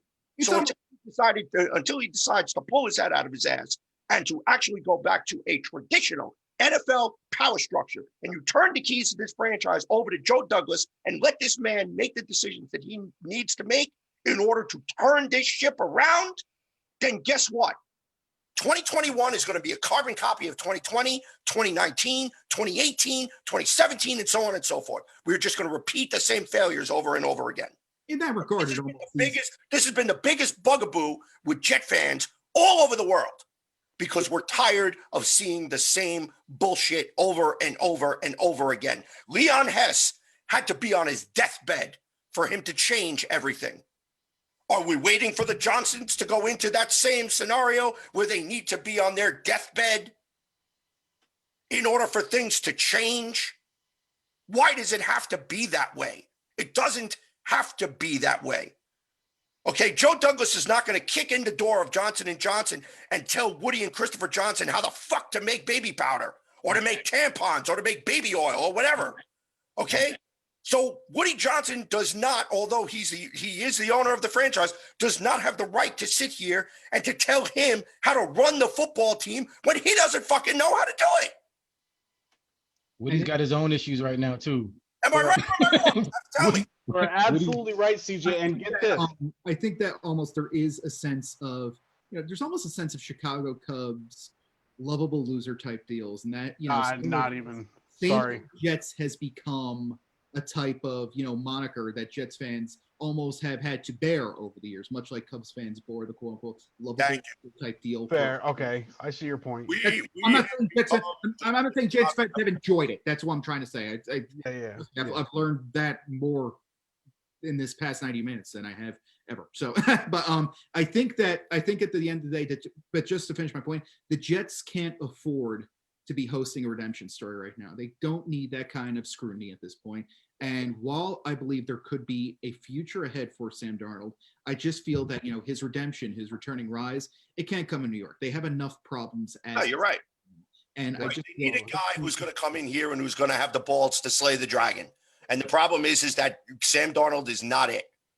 He's not, because it has nothing to do with the lack of the kid's competent or the lack of ability. I think that where he lacks it the most is in between the ears. But I will say this, Jeff, and I think you can agree with me on this point. Shoot. The New York Jets organization has done him no favors, and they have probably failed him since the moment that they drafted him. You know, I think it works both ways. There was a point in time, I feel, that the Jets entering, say, the 2019, the 2020 season, in this perpetual rebuild, this was by far the brightest thing they had going, because those final 4 games showed that Darnold was almost ready to take the next step. And, you know, it all came down to what they did in the meantime. But instead they reverted to, you know, quote unquote, the same old Jets persona. They brought in a coach that was not going to be popular with the team, that some people knew from the get-go wasn't going to, you know, be the be-all, end-all change and solution right now. And we're slowly seeing that Adam Gase, and we've quickly seen that Adam Gase has not been the answer in this regard. And there's still no guarantees that he's going to be let go at the end of the season. And I think also that once again, as I was talking about when Kevin mentioned it before, the Jets, the entire receiving core from Sam Darnold's rookie season, you know, the Robbie Andersons, the Jermaine Curses. I remember they brought in one of his teammates from USC, Deontay Burnett. And they're all gone. Everybody is gone, with the exception of Chris Herndon. And Herndon, let's be honest, has not been the same since that breakout rookie season. So and it just goes to show you what Darnold has had to deal with. So by every stretch of the imagination, this is not his fault in a way. And but then again, he has not helped his case, as Kevin was saying before. So it's possible to both sympathize with Sam, and it's possible to hold him accountable as well. And I just simply feel that this redemption story, if and when it comes for Sam Darnold, cannot be hosted in New York. For the Jets, the Jets cannot afford it, and Sam can't afford it either, because if he's subjected to more of the malarkey that he has been forced to face in New York, he's not going to get a chance. He's not going to get another chance. I know. You know, Michael Scott says everyone deserves a second chance. You'll get second chances in the NFL, with very rare exception. And Sam Darnold hasn't really played to the point where he's going to get a second chance. He could get a second chance elsewhere right now, but I feel that the Jets have to cut ties, let Sam work it on a personal level, get something going, make a deal where everybody wins at this point, and the divorce process is as peaceful as possible. I think Daniel had something to say. I have a point, Daniel, but go ahead. Well, I just want to say what Jeff said about, you know, there are a lot of division with fans right now on social media. I think you guys know, Jeff doesn't, but you guys know I'm still in Sam's corner no matter what, because, you know, I feel he has been hard done by Adam Gase and by the New York Jets organization right now. I feel, and you know, I haven't attacked anybody if you've been against Sam, because look, we all have our opinions about Sam. You know, we should all feel like, you know, whether we're against him or for him, we should all be respected about our opinions about how Sam Darnold has played and how Sam Darnold has been treated by this New York Jets organization. I still feel, myself personally, that he's still the franchise quarterback of this team. But if it does happen that there is a divorce, that Sam Darnold will get a second chance in the National Football League with a different team, well, then so be it. Yeah, but exactly. in my opinion, I apologize for cutting you off, CJ. But in my opinion, he's been hard done by Gase, by Douglas, and definitely by Christopher Johnson. Because this kid has the tools, he has the ability to go out there and take on an opponent and bring them down with the proper weapons that he should have had. But unfortunately, they've screwed him. So if we do get Trevor Lawrence, or if we get a veteran quarterback, I don't know about Joe Flacco, because I don't think he has enough remaining in his system to lead the Jets to something. If they bring in someone new, then so be it. If they let Sam Darnold go, well, then so be it. But that's all on them. That's not on Jeff. That's not on Kevin. That's not on you, CJ. That's not on everyone else, on Jimmy. This is on the Jets, period. It is. Look, there's a lot of points, and I know Jim is getting ready to blow us up right now, but We have a conundrum in Sam Darnold right now, because versus reward. while we know that Sam is capable, Sam hurts us with regard to the coaching search, with his inconsistency, with what it is that we plan on doing with the draft, with bringing a new quarterback in, and also at this point, would Sam be a better backup than maybe somebody like a Joe Flacco, if we can't find a trade partner that is willing to give us what we feel like he's worth? Those are all good questions. So, all right, Jimmy, I'm going to turn this over to you for your final thoughts here. And then afterwards, we are going to end tonight's episode of Weapons Hot, and we're going to do our social media roll call. I just think, CJ, to your point, this is how. So I've clarified how I feel about tanking. I'm not saying that I'm pro tank. I'm saying that listen. Whether or not you're pro tank, anti tank, or whatever, it's all relative. Personally, to me, I think it's all bullshit. I don't think anybody has the right to call anybody else out on their fandom, their fanhood, or whatever, because I just think all of that is just fucking bullshit. Okay, you either root for this team or you don't fucking root for this team. Very plain and simple. Okay, we got a lot of people that are in the gray and they like to comment and they like to drop their bullshit. And you know what? It's garbage. Okay, but I'm sorry. Go ahead. So the biggest thing, like, I actually had a comment with my buddy Lino Cortina in the Jets group. So CJ, I know you know who I'm talking about. Lino's a good friend of mine. And we were talking, and he mentioned about how he can't see how anybody rooting for going 0-16. And my response to that was, and I'll pose this to everybody on the panel. We all, if you got kids, you never want to see your kids experience pain. You never want to see your kids experience loss or experience any heartache, right? But deep down as a parent, you know that if they're making stupid decisions, they need to feel that pain so that they stop doing the stupid shit that they're doing. And in my opinion, the Johnsons we're not there now, but the Johnsons needed to experience an 0-16 season. They needed to have that humiliation. They needed to have that stink on them. Thank you. They needed to feel that, to know that they are not football guys. They are baby powder guys, and they need to hand the keys to the car to the football guys. That's what needed to happen. It's not going to happen. It is what it is. But that's how I felt about how our losing every week was going. I don't put it on the players. I don't put it on anybody else. It's not the players doing it. It has been stupid decisions by stupid people in charge of a football team that shouldn't be in charge of a football team. And that's how I felt about that whole thing. As far as just everything else, I mean, we won today. It is what it is. The keys to the car are now handed off to Gardner Minshew and the Jacksonville Jaguars to see if they can do something against the Bears. I hope they do, but that's my final thoughts on the matter. All right. Is that your kid behind you? No, that's my roommate. He's Okay. This asshole's been in California for 10 days, man. Oh, okay. I was like, who's delivering the mail?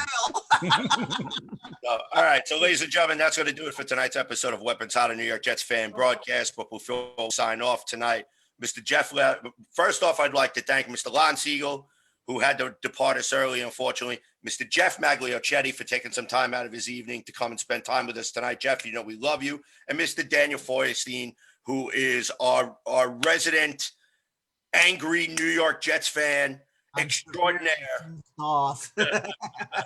So I want to kick the floor over to Jeff first.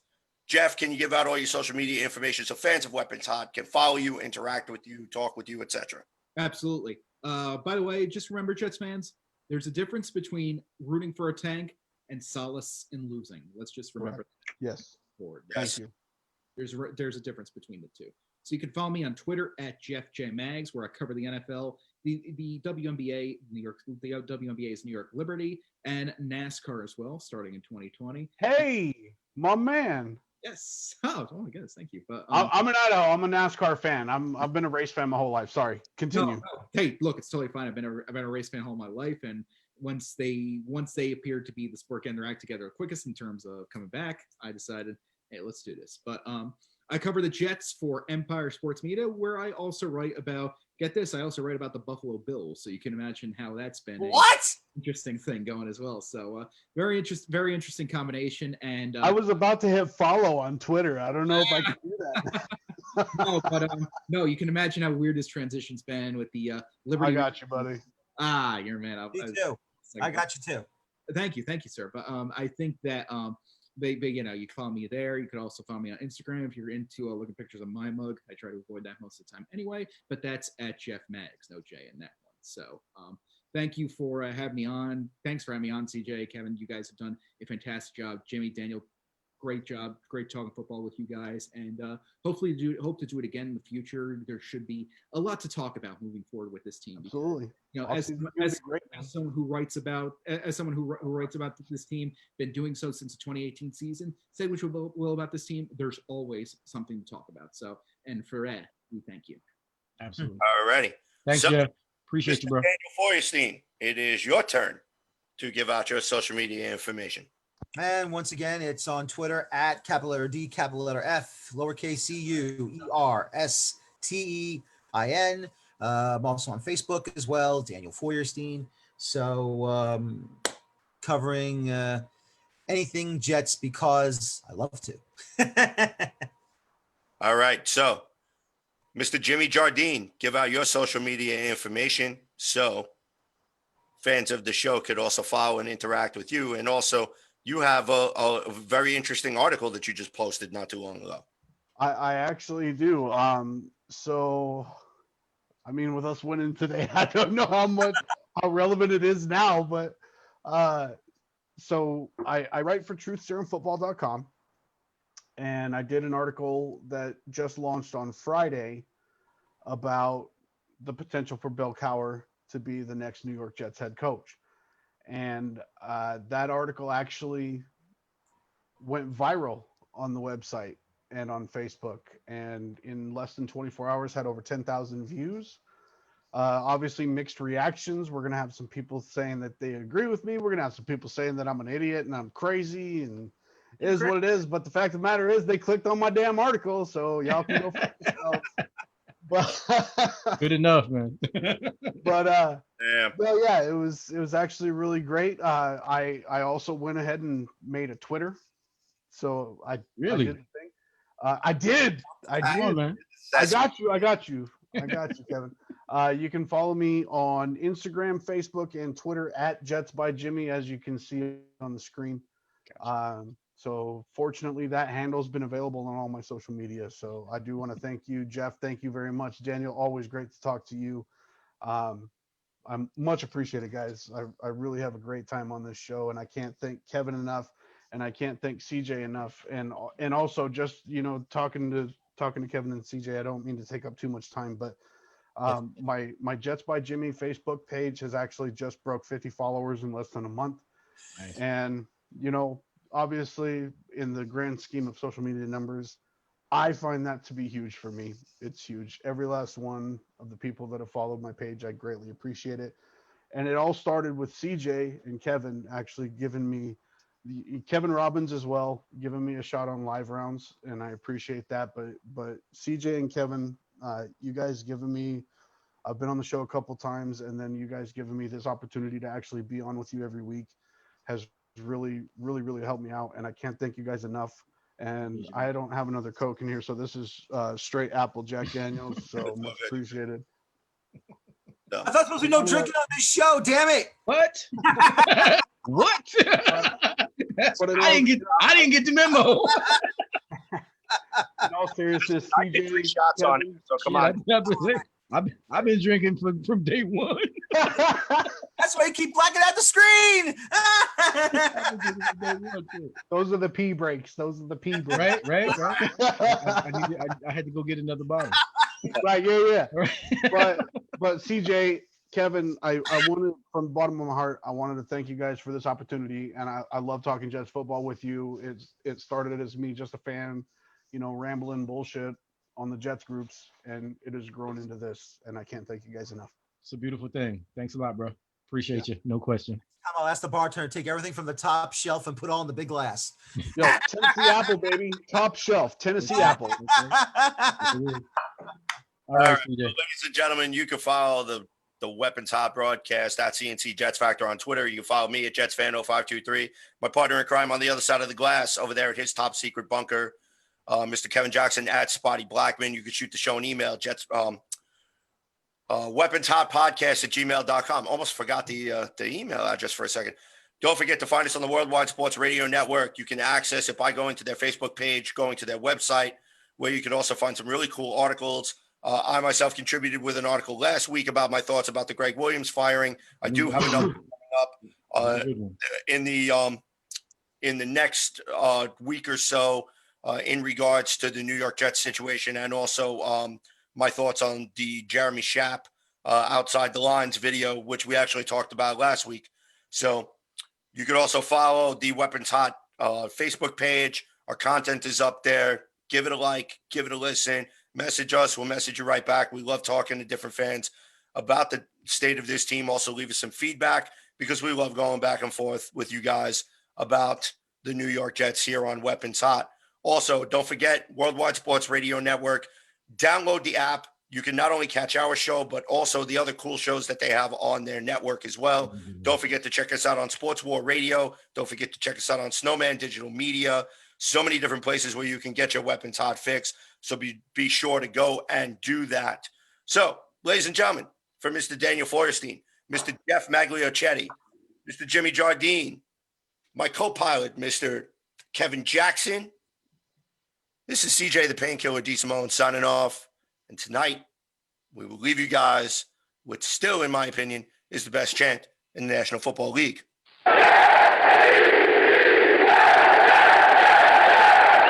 Peace, love, go Jets. We will see you guys next week.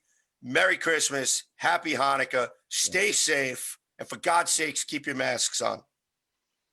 I won't do it. Figured you won't, because you're just a pain in the ass. Peace out. We'll see you guys next week.